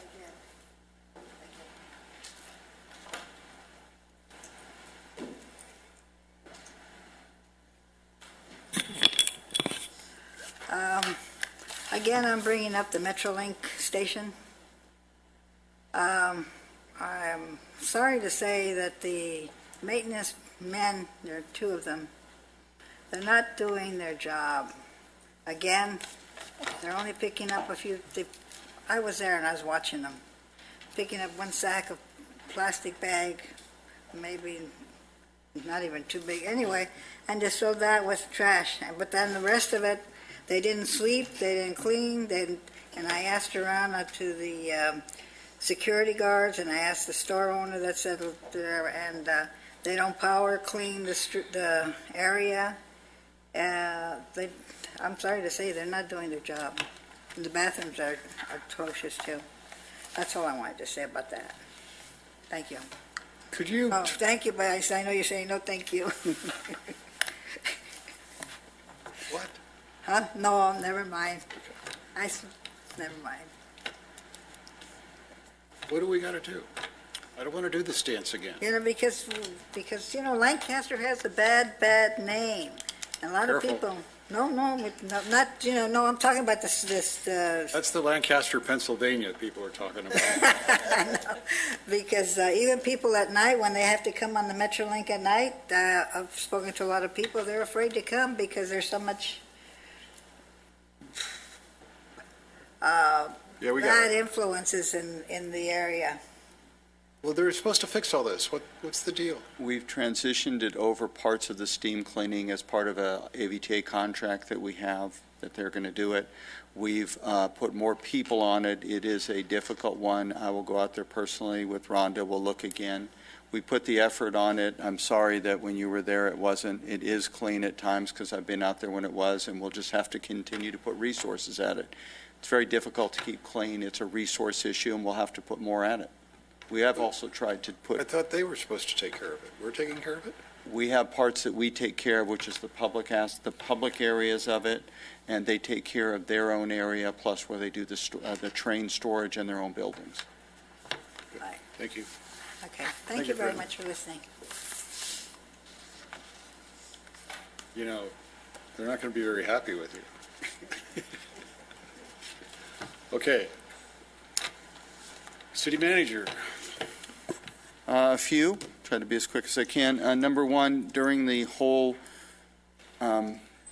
tragedy with Sergeant Owen, I know that the mayor and I talked about this a lot, how much the community came together. Really appreciate, from staff's perspective, the mayor and council's leadership during that time. But I also want to thank our staff, and in particular Lee DeRico, who led our staff, a lot of parks people and stuff. There was a lot of work to do in terms of street closures, getting things ready, dealing with different various agencies on security, and we had a lot of people work, but Mr. DeRico led our efforts, and he did it with compassion and very effectively, and Steve is a very, very good friend of Lee, so I want to publicly acknowledge the work that Lee did. It was stellar, and thank you for all you did. We have a video we would like to show on Bark at the Park, and then I'm going to ask Rhonda after that to speak briefly about Boulevard, and then we have a special video after Rhonda speaks. So first one is Bark at the Park.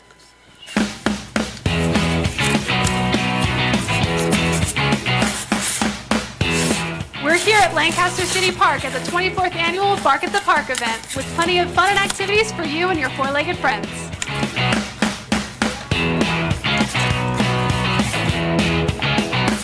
I think this is just a great weekend to come out, enjoy the weather.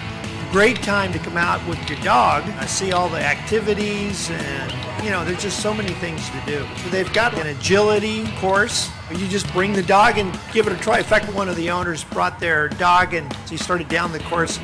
Kind of neat. I just want to encourage everybody, if they don't make it this year, come out next year. This is our 6th year of sponsorship with Bark at the Park. We're the main pet food sponsor for the park. We are the largest donor to pet cancer research in the country. PetCancerAwareness.org is something very important to Blue Buffalo. Come on out to Bark at the Park. It's a great event. It's a great time for all the family and friends out there. What is the benefit of an owner getting their dog microchipped? Most people, when they pick up a dog, want to find the owner. And you take it to the pound or you take it to a vet and you get the microchip checked, notify the agency that the chip is registered with, and they get a hold of you and go get your dog. What are you up to here today? We're doing stunt dog shows today, which are like trick dog shows, and we've got 3 shows today. She rolls on a barrel, plays basketball, cat in the step can, tidies up toys in the toy box, frisbee, hula hoops, paints on an easel, does her trick that she performed on The Tonight Show, which she demonstrates you to read. I wanted to ask you briefly what it's like to have a local business in Lancaster. Oh my gosh, it is wonderful, and this Lancaster Bark at the Park is the premier dog fair in the entire country, so it is such a treat for me to have my own local fair be right here.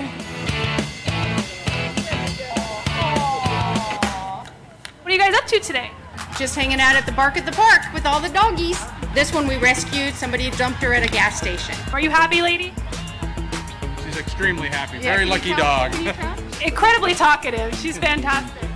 For $10 all day, you can bring your dog into here where the agility equipment is, and with a trainer, they'll take you through several different pieces, like the tunnels, the tire, jump, an A-frame, which is very low, because it's not competition height, and a very low dog walk. That moment when the dog gets it, and the look on the owner's face, my dog can do this, is building the focus, building the trust to a higher degree than it already is.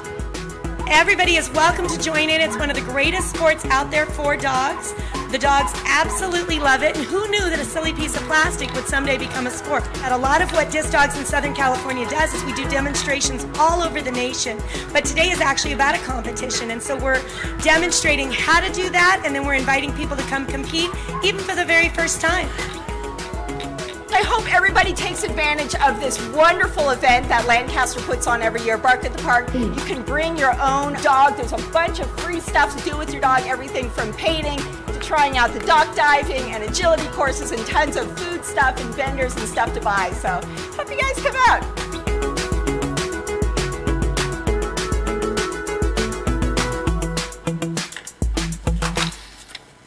We just need to get Kara Sundance a little more, excited about things. Next, I'd like to ask Rhonda briefly to talk about, we've had a couple changes in Boulevard, and Rhonda can address those. Yes, so Boulevard is coming this Saturday, and this is actually our 4th event in our line of 100 Days of Fall Fun here in the city of Lancaster. The major change this year is we have opted to change the hours from 3 to 7 p.m. this year. We are really focusing on the children and the trick-or-treating, and we've got great things for the little ones, so we want to invite everyone to come on out this year. Something else that's been received very well by the community are LPAC family Halloween movie nights. So 4 different movies are being played between now and Halloween. It's a family fun experience. We've got some great things happening. Spooky Buddies, we played Ghostbusters, Hocus Pocus, a cult favorite as I understand it. So a lot of fun things happening downtown right now. Rhonda, give us those times again. 3 to 7 p.m. this Saturday, October 29th for Boulevard. And there's also a haunted house at Western. There is a haunted house, not for the faint of heart. We're recommending 13 or older, between 7 and 10 p.m. that evening as well. So looking forward to that. And then lastly, we have a special short video just to show Fran there's no hard feelings.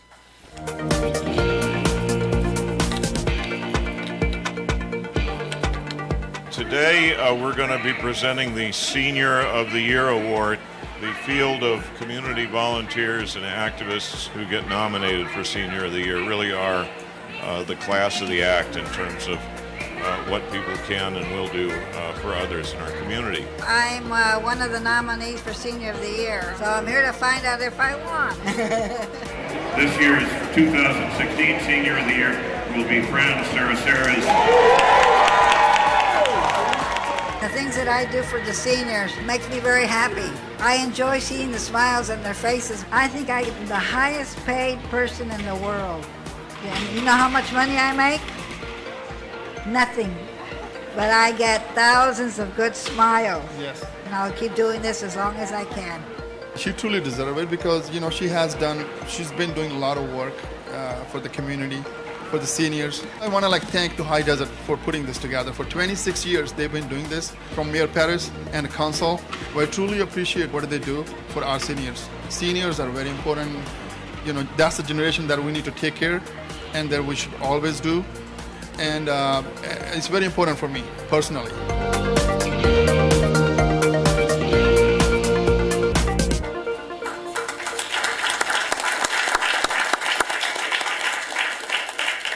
May I say something?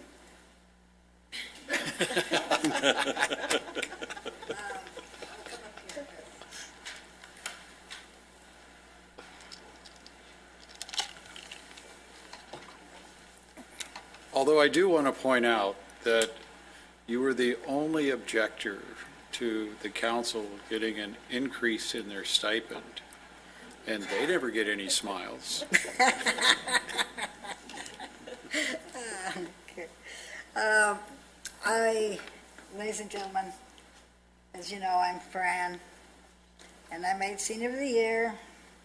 But what I really want to say is I brought the plaque that the city council presented to me by Mr. Mahawi, and I wanted to personally come and thank you since you weren't able to come because I understand your things I understand where you were and you had to do what you had to do, but from the bottom of my heart, I want to thank you all.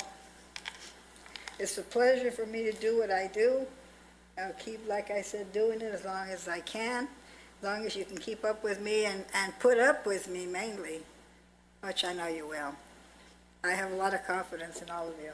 God bless you all, and thank you again.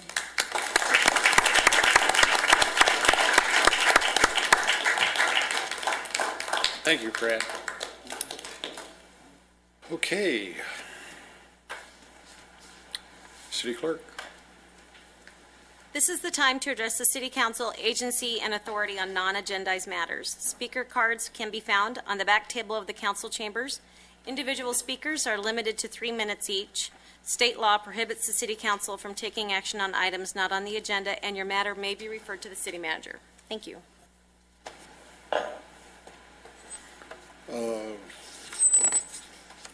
Kimberly Clarkson.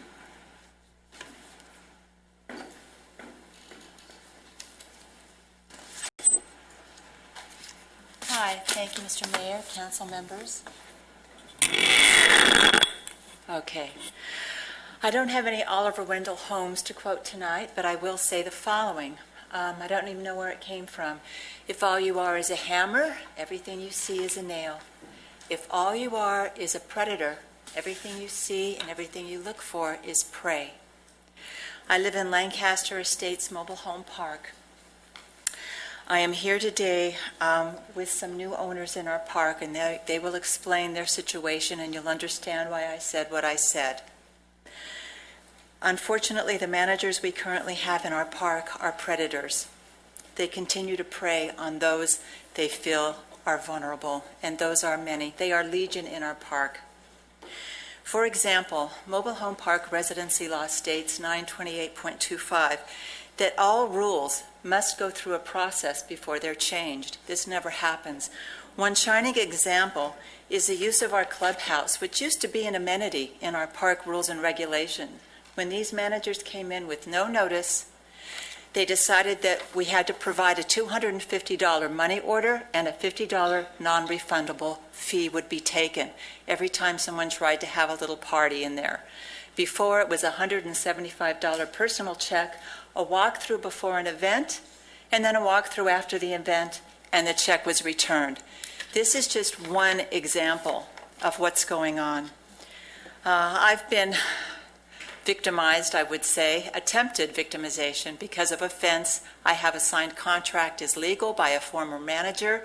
I've received 3 notices, 7-day notices, and I'm currently awaiting a 3 and 60, which is an eviction notice.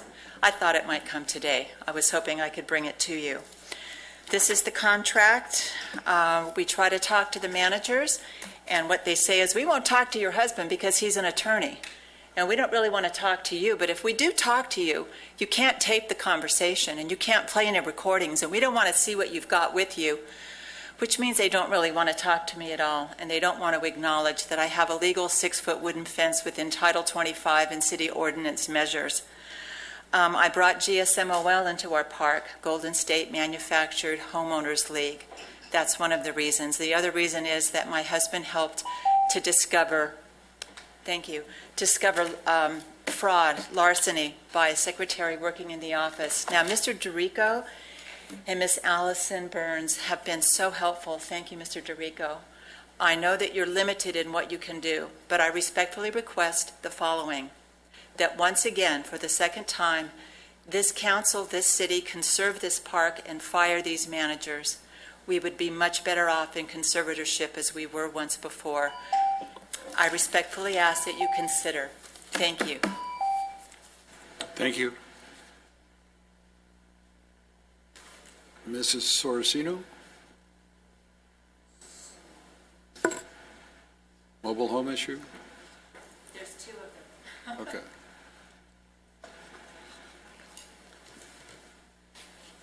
Thank you, Mayor and Council. My name is Jesus Soriano. Me and my mother just moved here from Compton in July. We moved into the Lancaster Estates Mobile Home Park. And I'm a single mother with 4 kids, and I take care of my elderly mother. We bought our mobile home cash, and the manager told us in order for us to be able to be approved there, we had to pay 2 years in advance for rent and pass-through, which was $12,000. I was told that that was not right. She was not supposed to charge us 2 years in advance. We're new to this, so we really did believe that she was right on that. So, and 2, our utilities don't come to us. They go to the manager, and she refuses to take any checks, personal checks from my mother. And my mother, she gets Social Security, and my father passed away last year. We were in Compton. My mother moved to Compton in 1970. It was very, very hard for us in Compton. We moved out of Compton to Lancaster for a better life for my kids and for my mother to be more stressed, like less stress.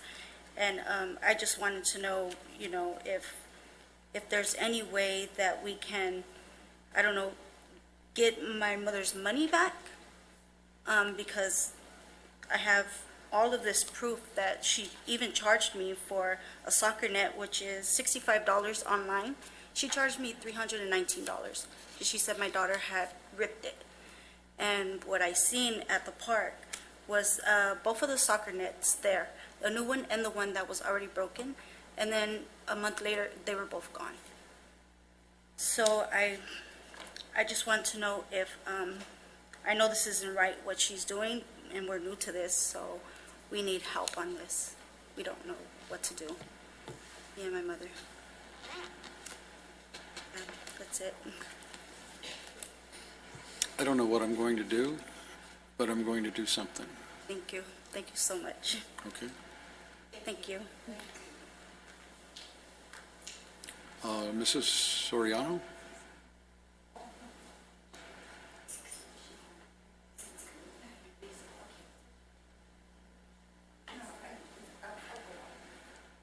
Don't make your mother give a speech. Nobody likes to give speeches.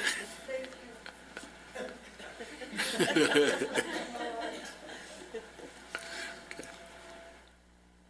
We'll look into this, okay?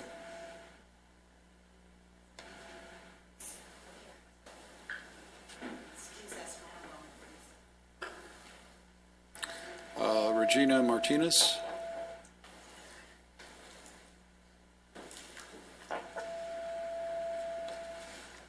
Why are we getting a feedback?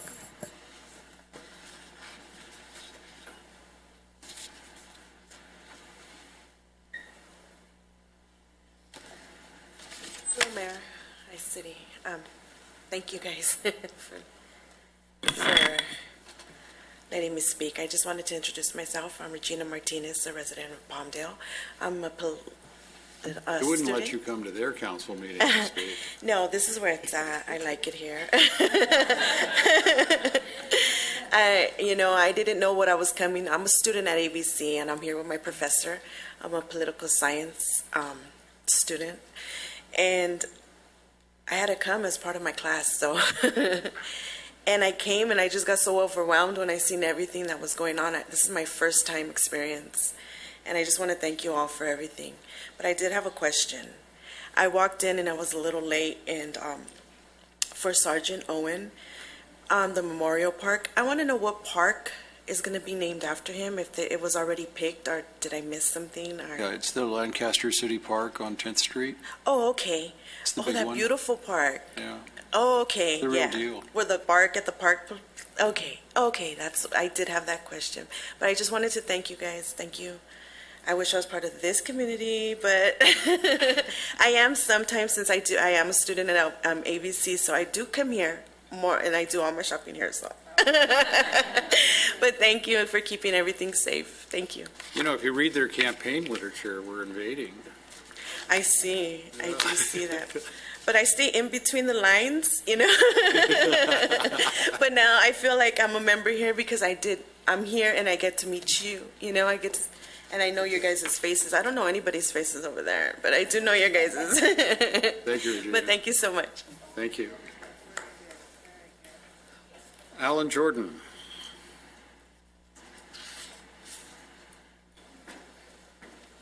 Mr. Jordan, you're also from Palmdale. Uh-oh.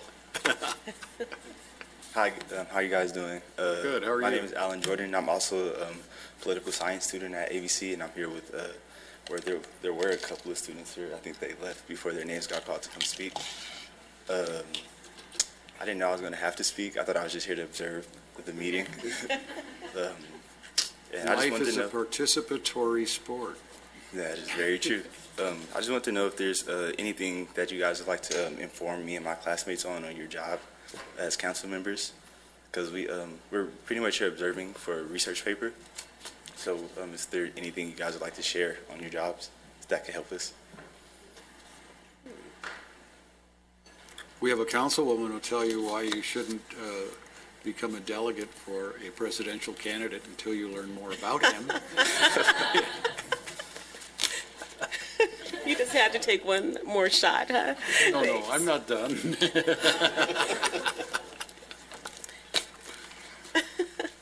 Anything? I didn't want to talk about Hillary.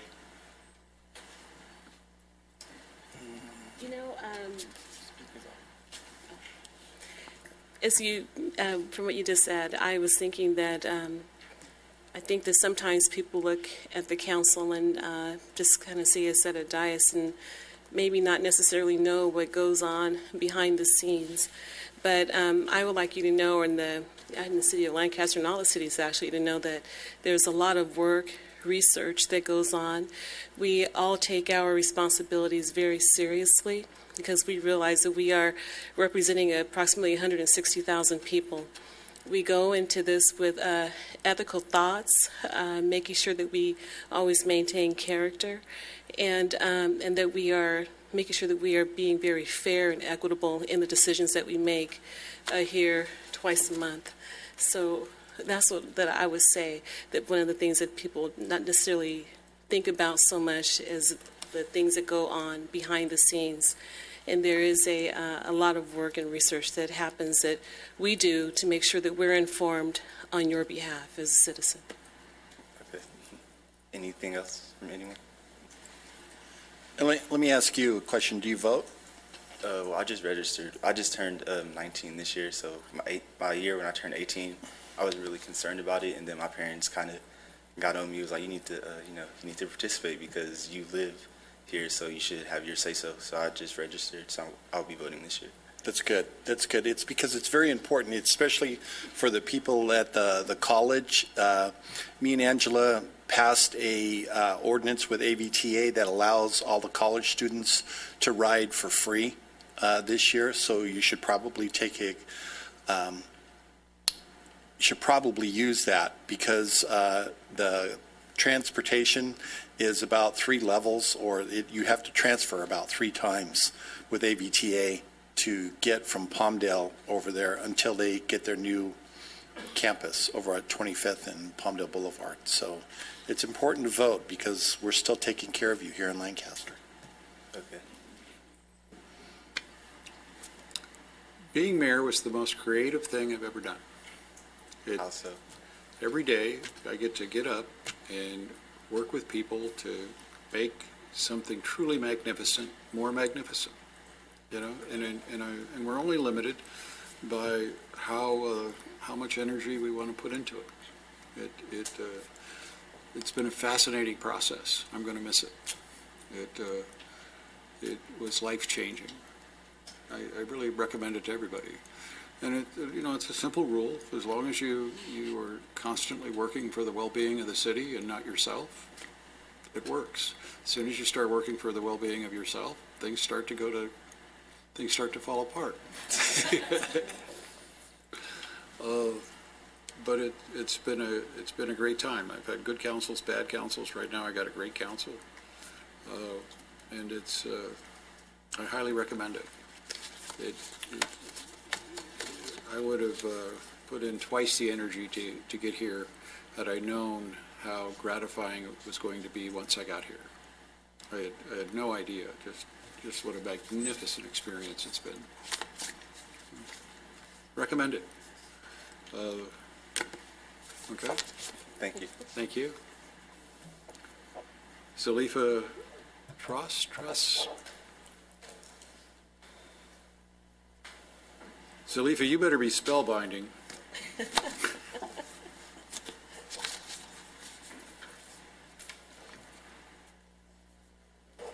Hi, Hi. my name is Zalifa Trust, and I'm also a student at Antelope Valley College. I'm just here, for an A. And for the experience, of course, It's my first time in one of the meetings. And I just had a question for any of the council members. What made you choose your profession? Can I say something, Mayor Perez? No. Of course. You know what? It's been only a year that I've been in the council, and I started as just a volunteer, just wanted to be a part of the community events, and that's how I started about 10, 12 years back.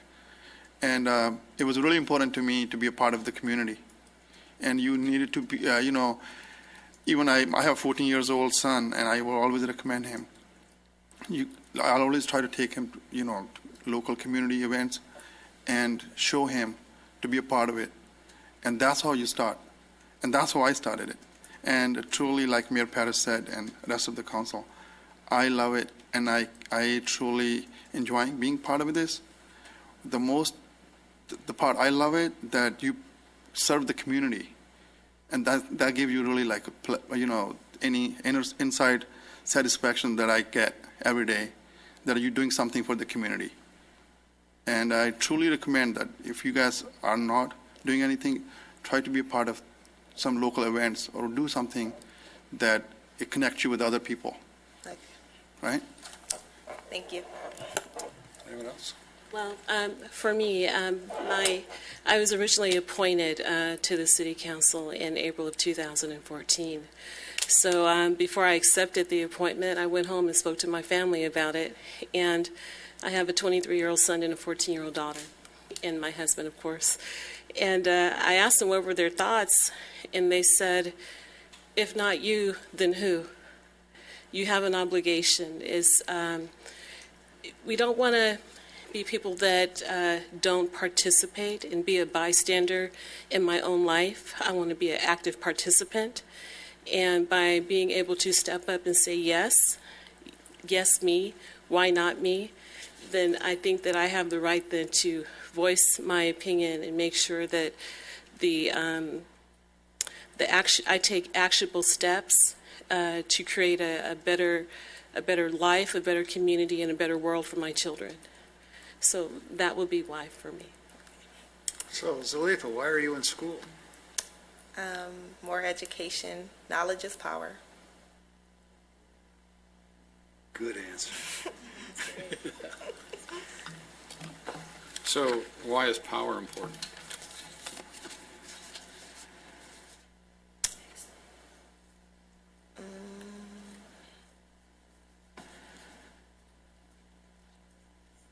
Choices. Yeah. Think about that one. Because I think it is. I really do.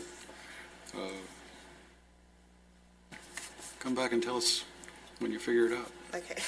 Thank Thanks. you. Neela Martinez. Well, did you get the A? Hi, my name is Nelia Martinez, and I am a student. I am a political science student at ABC, and I just had a question for you guys. What are some of the duties that you guys do? What are some of the what? The duties that you guys do. Well, I got to keep an eye on Marvin.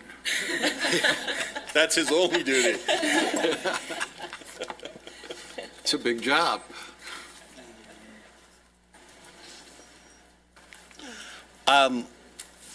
We do the transportation. We do through the NCTC, we develop the transportation, look at how they're going to spend the money in the future. So we get together with the city of Santa Clarita, the county of Los Angeles, city of Palmdale, and us, and look at different transportations. They're looking at the high desert corridor right now, so we look at that. We look at the buses. So we do the buses, we do the air quality, we do the fairgrounds, we do the power structure. So we work with the sheriff's department as far as raising them money. We do the kids' charities. There's a lot of different charities that we belong to, so we can help them and influence other people. So that's just somewhat of what we do, but that's the majority of it. So this, what you see up here at the dais, is probably the least amount of what we do. It's everything else outside of that. So my day started at 8 o'clock this morning. I've had meetings all through the day, and I haven't been home yet. So that's how many meetings you have per day. You know, it's an interesting process because, you know, we don't really answer to anyone except every 2 or 4 years, depending on the seat. And so what I've observed is there's a lot of people that view this job as just coming to these meetings and, you know, trying to say something interesting, you know, before they go home. And they're, you know, they're here for the celebrity. And I don't mean this group. And there's other councils, other cities, where they truly get involved in work, and they take over certain sections of, you know, and then try to move the ball forward and try to accomplish more and create more. And that's one of the reasons I really like this council and this staff is everybody's kind of fallen into a column that they want to make everything better in that column, rather than just, you know, get the, I don't know, what do you, there are a lot of placeholders in politics. And, you know, the best way to succeed in politics, to make sure you get reelected, do absolutely nothing. Nothing. Because there's a thing called incumbent inertia, is what it's called, is once you get elected, it's really hard to unseat you, unless you make somebody angry.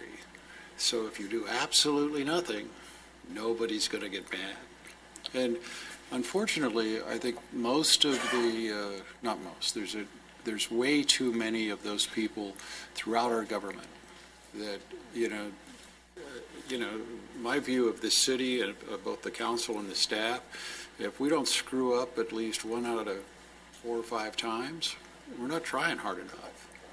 You know, the trick is to figure out that you're screwing up early before you have too much of an investment in it. But it's as gratifying as you want it to be, and it's as much work as you want it to be. And it's also figuring out when to stay out of their way. You know, really, who runs the city is the staff. These folks run the city. What we try to do is add value to what they're doing. Is that a fair assessment? But the folks up here, a lot of them work really, really hard. You know, nothing gets through planning that Jim hasn't actually gone to the site, looked at it. I mean, Marvin really does work his butt off. Wouldn't you say he's the hardest working one? I would. Yeah. And me, yeah. Depends on the day. Thank you. Thanks. Okay, Juan Leal.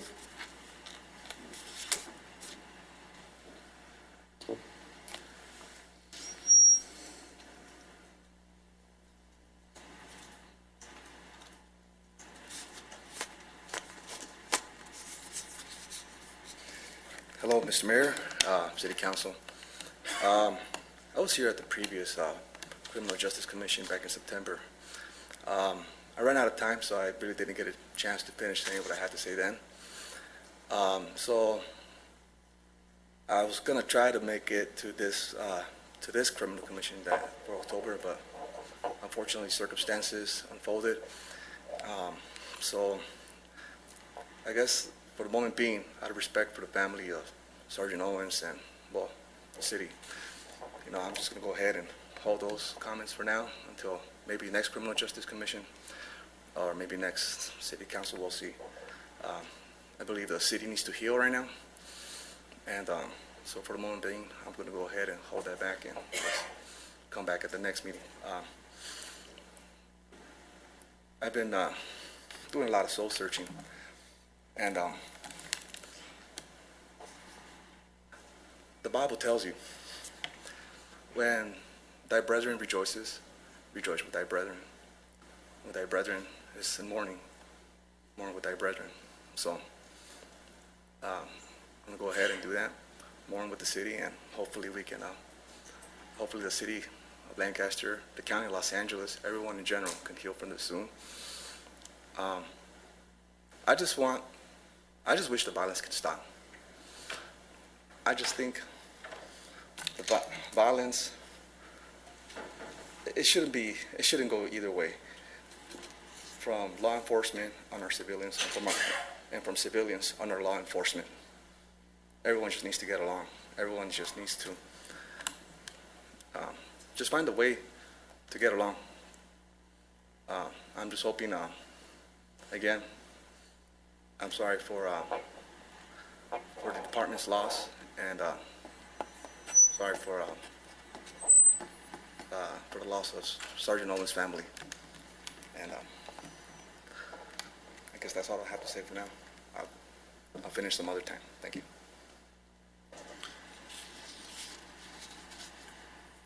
Jane Lee Acosta? Jane Lee? She left. You give her an F. Heather Brown. Good evening, City Council, Mayor. Somebody left a little, I guess that's to the videos.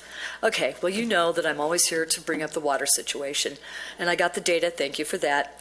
The sad thing is I called American Labs because the data was pretty non-specific, and the individual's name who was at the top left corner of that data informed me that the city told him what he could and could not put on the report, which just made my head go to a point. And I called Jeff, your assistant, who sent me the data, and I said, really? You told them what they could put on the data test for the water and what they couldn't put? And he said, well, you know, we only had so much money in the budget to put, I guess, to test the water. And I thought, well, even the most minuscule amount, I mean, those tests run what? At the high end, maybe $500, maybe. Okay, but that isn't the only reason why I'm here. I had the plumbing in my house replaced with PEX commercial grade. Apparently, the contaminants that go under my, or whatever my house is being fed off of, underground water aquifers, whatever it is in direct line with Plant 42, okay? I checked on the trenches that Marvin Chris so kindly, confirmed that I wasn't lying during August of this year, and only to discover that, yes, while they had reduced the amounts in the trenches, when I pulled back on map Google Quest, anyone can look this up, 1011 Lockheed Way, it looks like 5 acres is covered in the stuff now. 5 acres, I mean, like a solid, it's gross. It's dark green. Marvin, I'm sure Vice Mayor knows what I'm talking about. It's like disgusting. And then there's little pools of it on the next either 20 or 10 acres. I couldn't get this perspective because I was so upset when I saw that. Anyway, I guess because of what is in the water, trihallomethane's HA5, which is a solvent. And while they leave AVEC at the enforceable standard, 80 ppb, 60 ppb for HAA5s, apparently when I called the PEX commercial or manufacturer, because I had my plumbing replaced with, commercial grade PEX and reverse osmosis, granulated activated carbon filter, it looks like a big giant acetylene tank in my front walk-in closet. Any water that comes in my house goes through that system and then goes out better, I would hope, than it came in. No, apparently the manufacturer informed me that if the contaminants were too high for solvents of a certain degree, that it would literally break down my system eventually, because my water is turquoise and slimy now. It has stained the porcelain in my bathroom sink. I don't know what's going on, but somebody needs to get on that. If that would be great if someone... I know you said it was an easy fix the last time and you admitted that there was a problem, but it would be so great if you could just... I know the Vice Mayor has gone out there, but if you could go out there and look, you'd be surprised. Thank you. I'll have the Vice Mayor take me out to the site. Yeah. We're dating. Is it Ameka? Ameka Donnie? Is that Donna?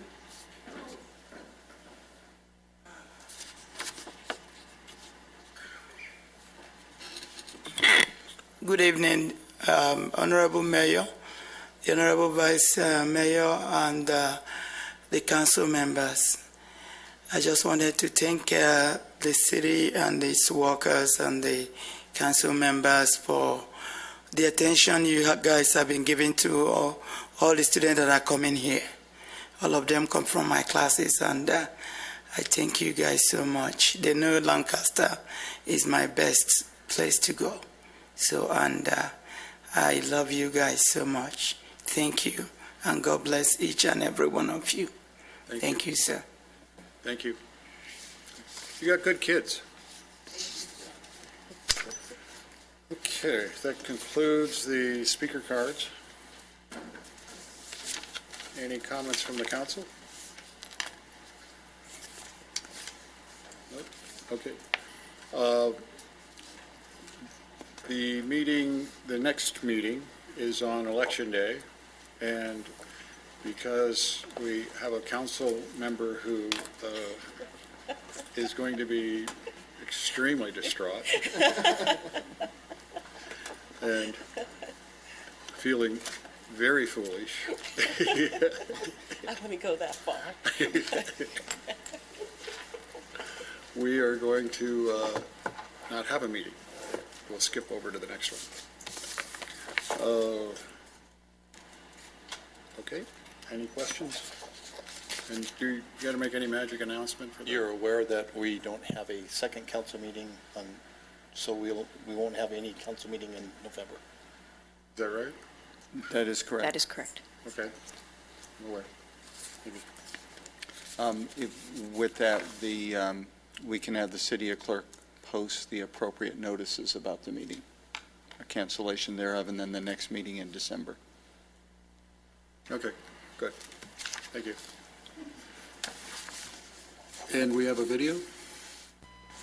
Yes, in adjourning for Sergeant Owen, would you like to see or have the video now, sir? Or, okay. And I see we have is that for the family? Yeah, Okay, so will somebody take care of that? We'll make sure that Captain? Good.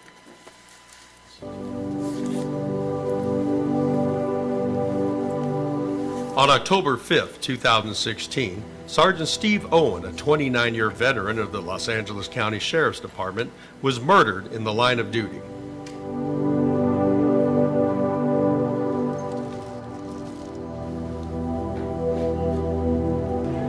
It just moved me, and I wanted to come and show my respect. You know, and our hearts and our prayers go out to his family. God be with them. It's Tuesday morning, October 11th, and this memorial in front of Lancaster Sheriff Station has now grown to this. Sergeant Owen's funeral is going to be in just 2 days at Lancaster Baptist Church, and thousands of peace officers and citizens are expected to pay tribute. Sergeant Steve Owen lost his life in that very profound moment, but will remain with us for a lifetime.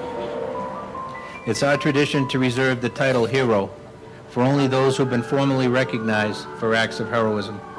It's a word intentionally reserved for someone like Sergeant Steve Owen. On Thursday, October 13th, 8 days after the murder of Sergeant Steve Owen, hundreds of first responder vehicles from across the nation participated in a procession on their way to Lancaster Baptist Church, where thousands of people came to pay their final respects.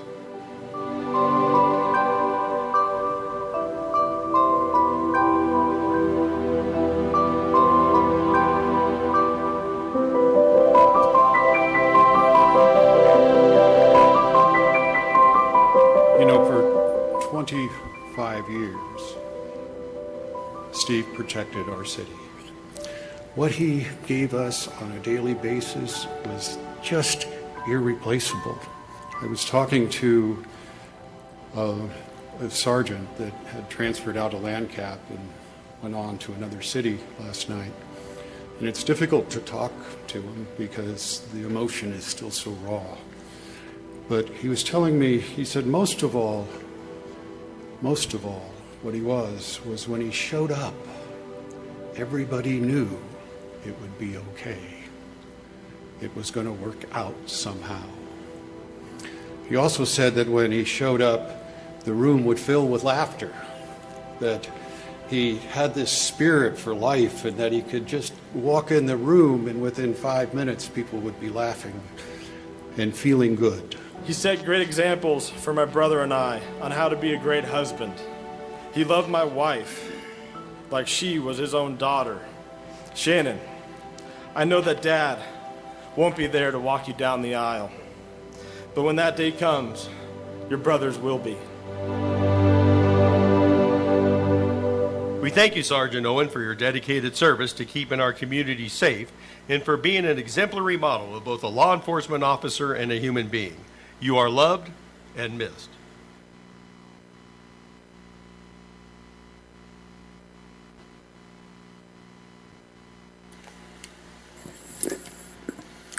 Thank you. My wife and I are going to endow a program where we will provide a reward of $1,000 to everybody who gives sufficient information to put a blood or a crip in prison for anything they do in the city of Lancaster. And for any blood or crip living in the city of Lancaster that does anything that's illegal anywhere, if they provide us with that information that results in an arrest and conviction, they get an automatic $1,000. We will put that into a fund that we will hope to grow it in some fashion. But we were not going to lose any more police officers in the city of Lancaster as long as this council sits here. And yes, City Attorney, we are putting a bounty on every crip and blood in this city. Make no mistake what it is.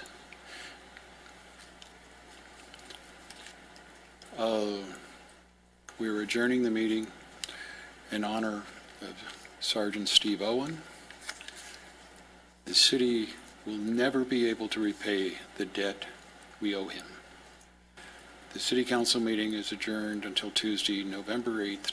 No, until December what? 13th. 13th. Carol, I'm coming home.